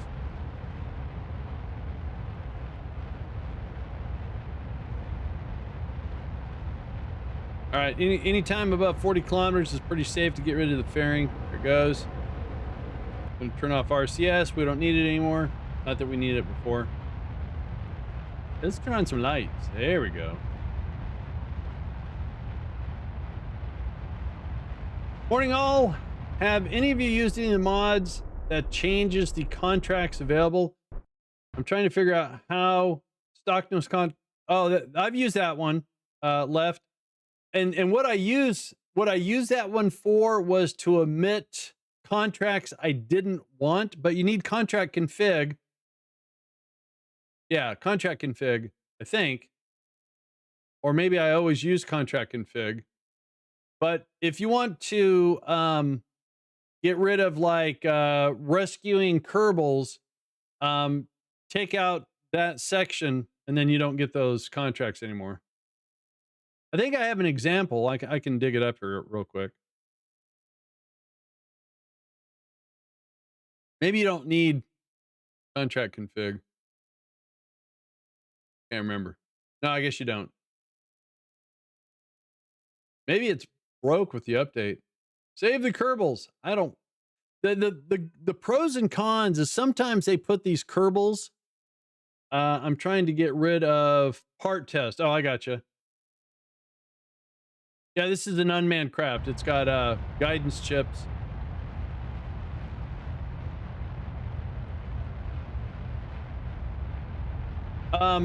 Hey, Left, are you using contract config also?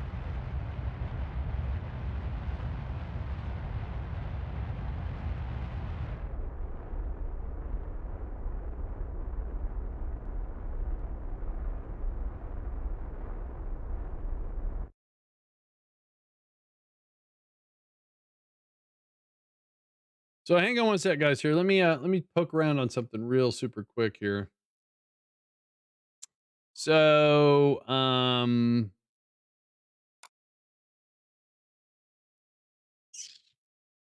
so I believe this one has stock no stock contracts. Yeah, there it is. Stock no stock contracts.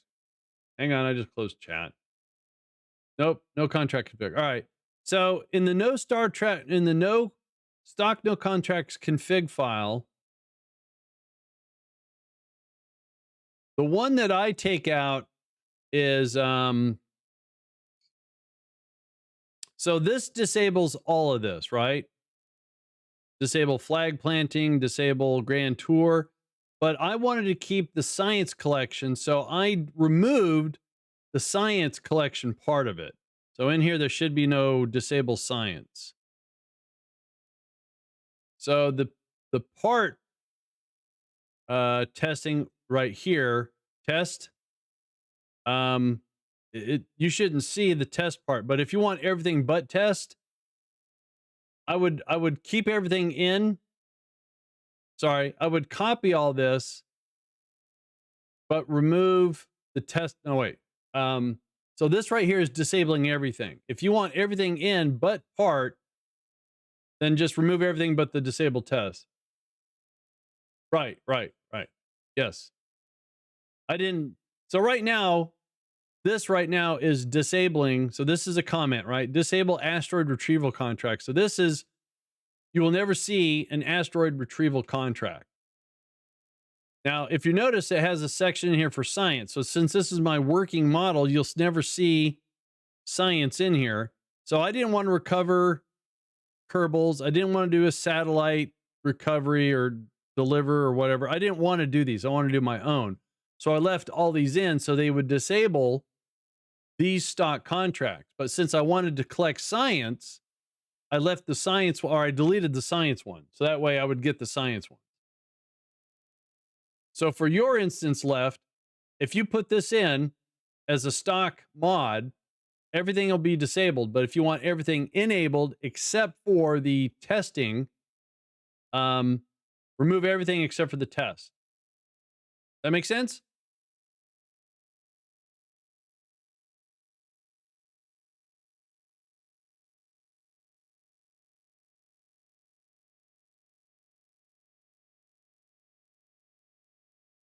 Another satisfied customer. All right. So, Minmus, we are going. Sorry about that, guys. Helping someone else out with Kerbal. We're going here. And we are not doing, oh, we are doing that. All right. That'll work.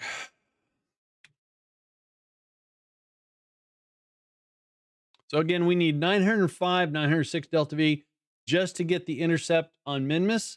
And we currently have 1251. So we have more than enough, as I like to say, gas in the tank.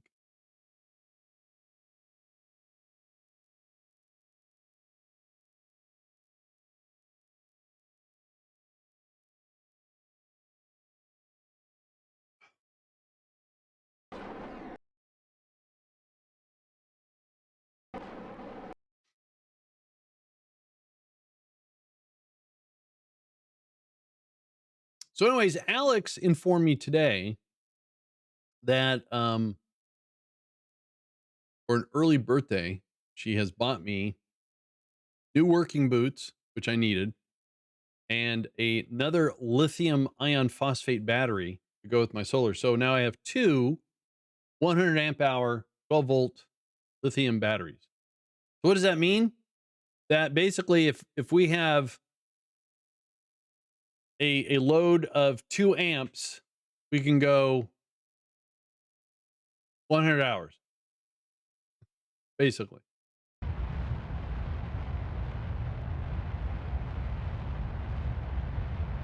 With no power to the house. And again, what I'm building is just like a backup system for when we have a power outage. And my plan is to give my solar setup, and I'm going to fully document this with video and everything to the best of my ability. Is that the solar system will be next to the breaker box in the garage, and I will have the output from the inverter, which is a 3,000 watt inverter, will go to a 30 amp plug, and I'll have a cable that I can plug that into another plug that will have a breaker inside. I'll turn off the main, turn this one on, turn on the inverter, and we should have power going to the house. Well, you got to turn off all the breakers and slowly start turning them on till you get a warning. All right, so we've got 345 delta V left. Oh, not quite on a collision course for Minmus. So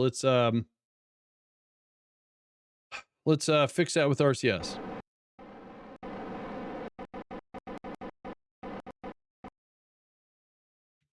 All right, that works. So we're going to go out here. I'm really excited to start this too, because I'm going to do it. I'm going to do it in stages, get input from comments, make sure what I'm doing is going to work. What am I doing here? There should be a, that's what I want. There it goes. So this again should be on a collision course for Minmus. It is. Nice. Then we have to do a course correction with this. Otherwise, we're going to impact Minmus. So we're going to do that out there. Actually, probably don't have to do the course correct. Yeah, we're going to use RCS. So if we point our craft prograde, wait for it to settle down a little bit. Turn on RCS and give it a little bit of forward. Oh, okay. So now our station's at 35 kilometers. So we're going to put this up above it about 100. And Yeah, well, we're just going to get here.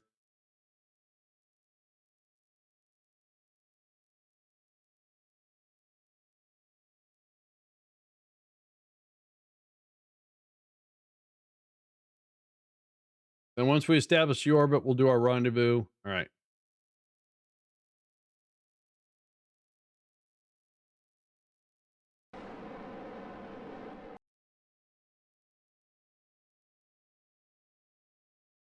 Oh, I forgot to fix that. Darn it.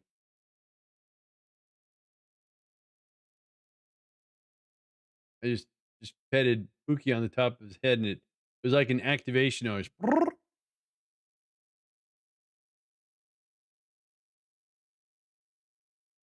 Hey, there's the planet, moon, the mun.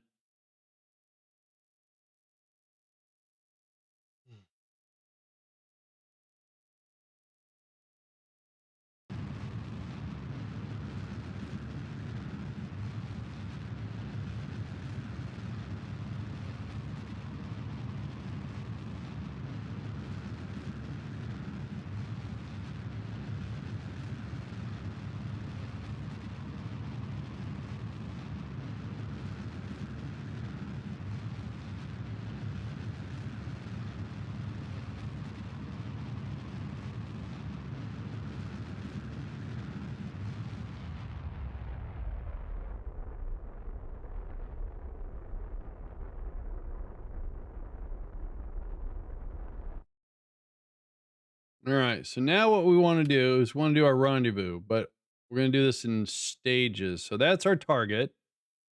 And right now we're not even in the same inclination or phase. So at the ascending node, we are going to do a little change here. That number is minus 9.4, and we're going to make an inclination change, get that as close to 0 as possible. Oh, all right. That's close enough.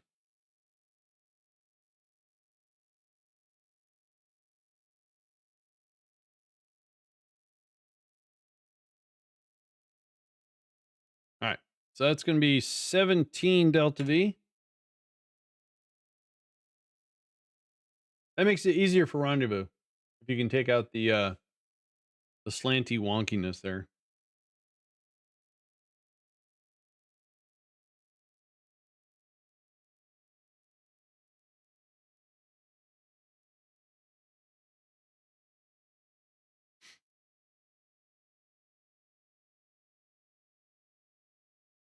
And since I don't need two of these engine sections, I love in space station construction. Well, we have some antennas we need to pull out and put on them. So we're just going to do modular connection, not a whole lot of actual construction.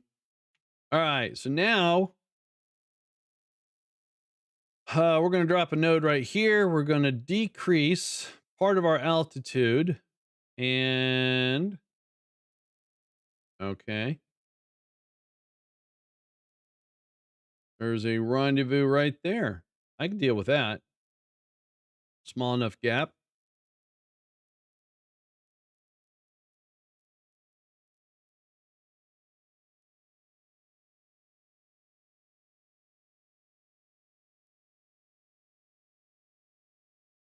Hey.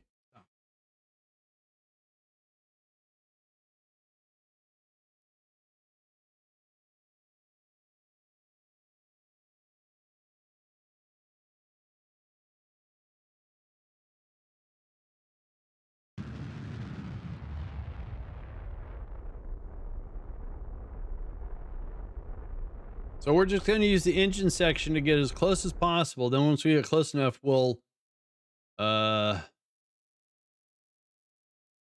decouple, and then we'll use RCS to line us up and dock.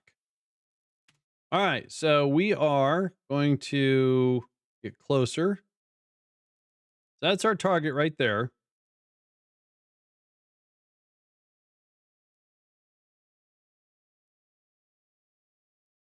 I don't know why it is. Sometimes when you warp, your intercept points get all wonky until you come out of warp. I have no idea. So we're 0.7 kilometers off. So we're going to get a little closer, like all the way down here.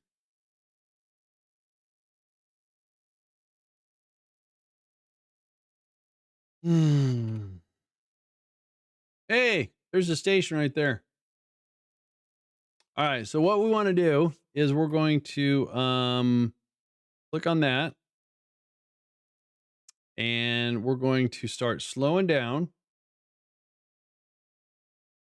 So when in target mode and you look at your distance, you need to figure out how fast or how slow you need to be going. What I like to do is take the distance and treat that as my speed. So instead of saying 4.1 kilometers, I want to say 40 meters per second. So right now I'm going fine. I'm not going too fast. So I'm just going to leave it alone. But I want to do an adjustment and I want to put this retrograde on top of the anti-target. So we're a little bit more lined up. Now, unfortunately, it's going to slow us down some. That's okay. All right. And then we'll just lock on retrograde.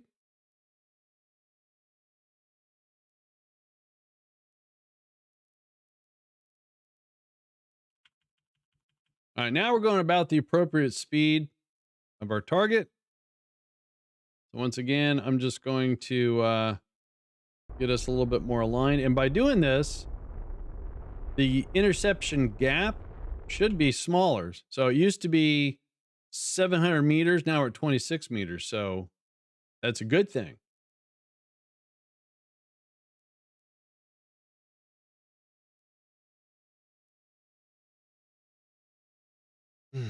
According to this, we're 1 minute, 17 seconds from rendezvous. We're going to slow down here in a little bit.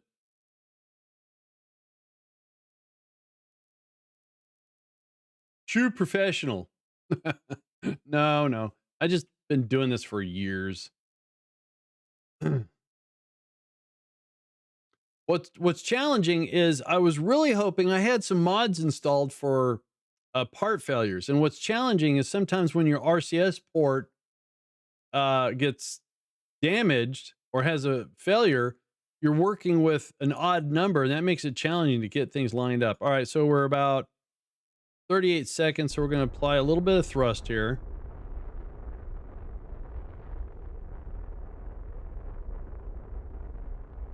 Oh, geez. That was the that was the engine plate. We're okay. All right, so at this range is what we're going to do is use RCS, I think.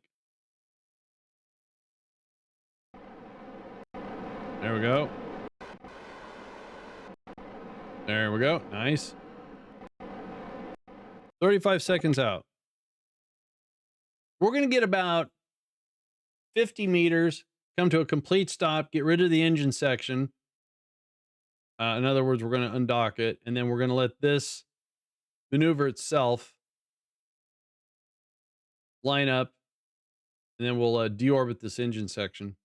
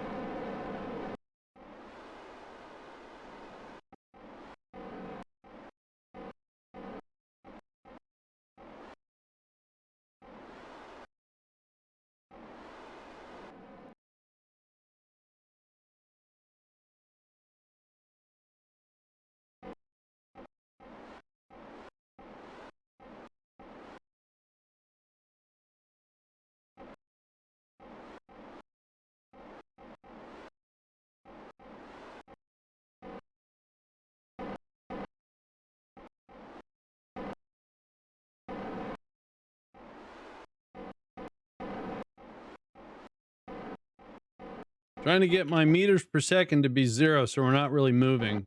I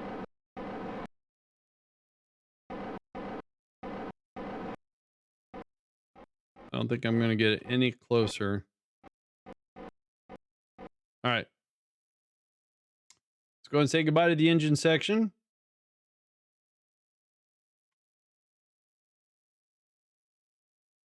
We want to control from here. No. Let's yeah,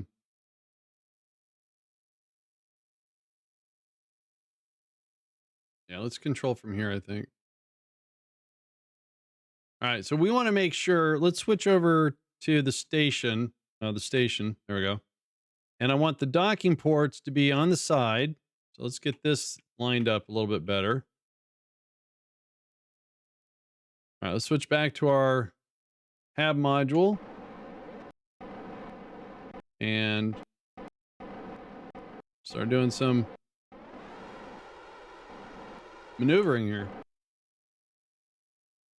This is where using that mod RCS build aid, getting this as balanced as possible helps with your translation adjustments.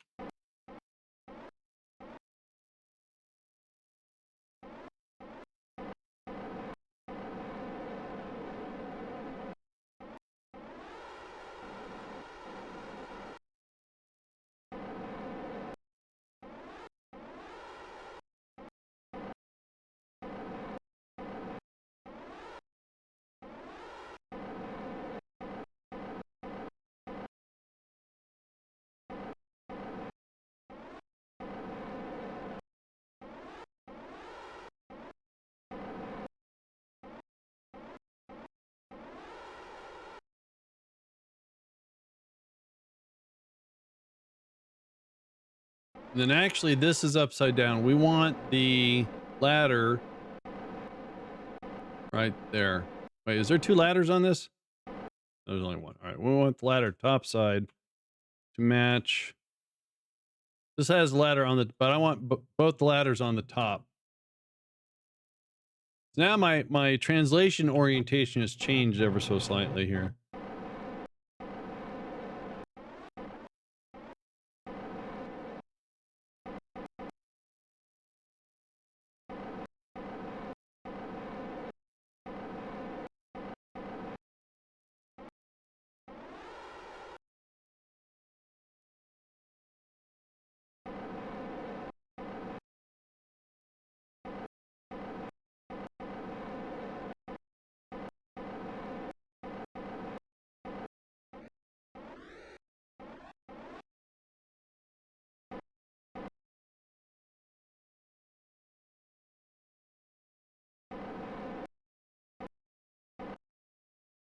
All right, we're not really lined up here, so let's shake our backside a little bit.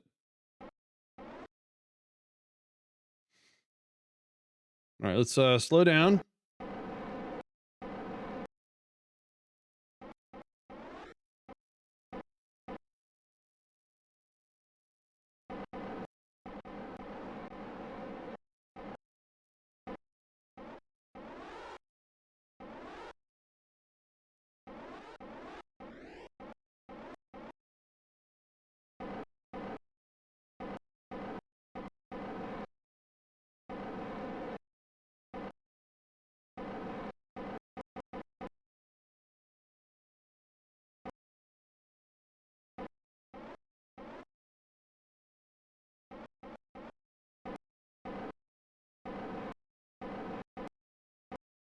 All right.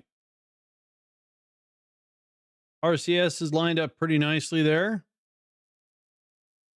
And those are pretty close too. That worked out pretty darn good. Oops, I pressed the wrong button. All right, so we want to make sure this is still called our science lab.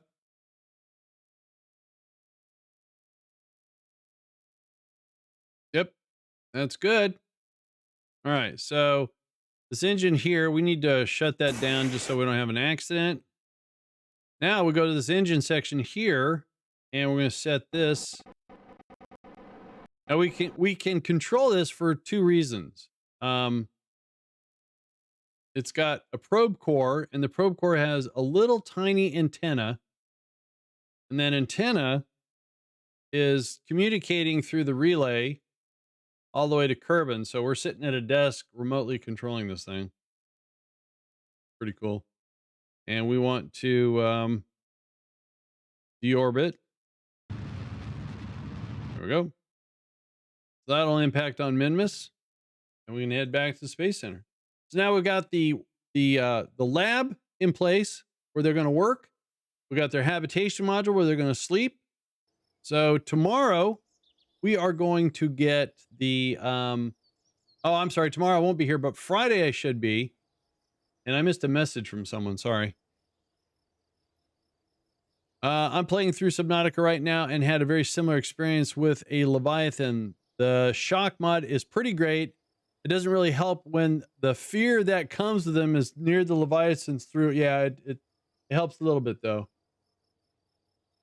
Do you ever see comms blackouts with only one relay around Minmus? Yeah, that could happen. Even if you have a high altitude, like even if you have a relay in a polar orbit,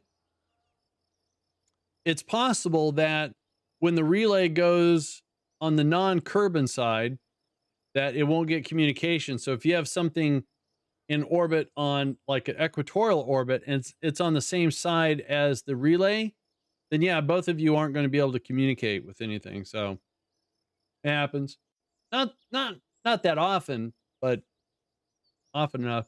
But the lower the orbit you have, the more risk you get because you'll get more occlusion, I guess is what it's called, more signal occlusion.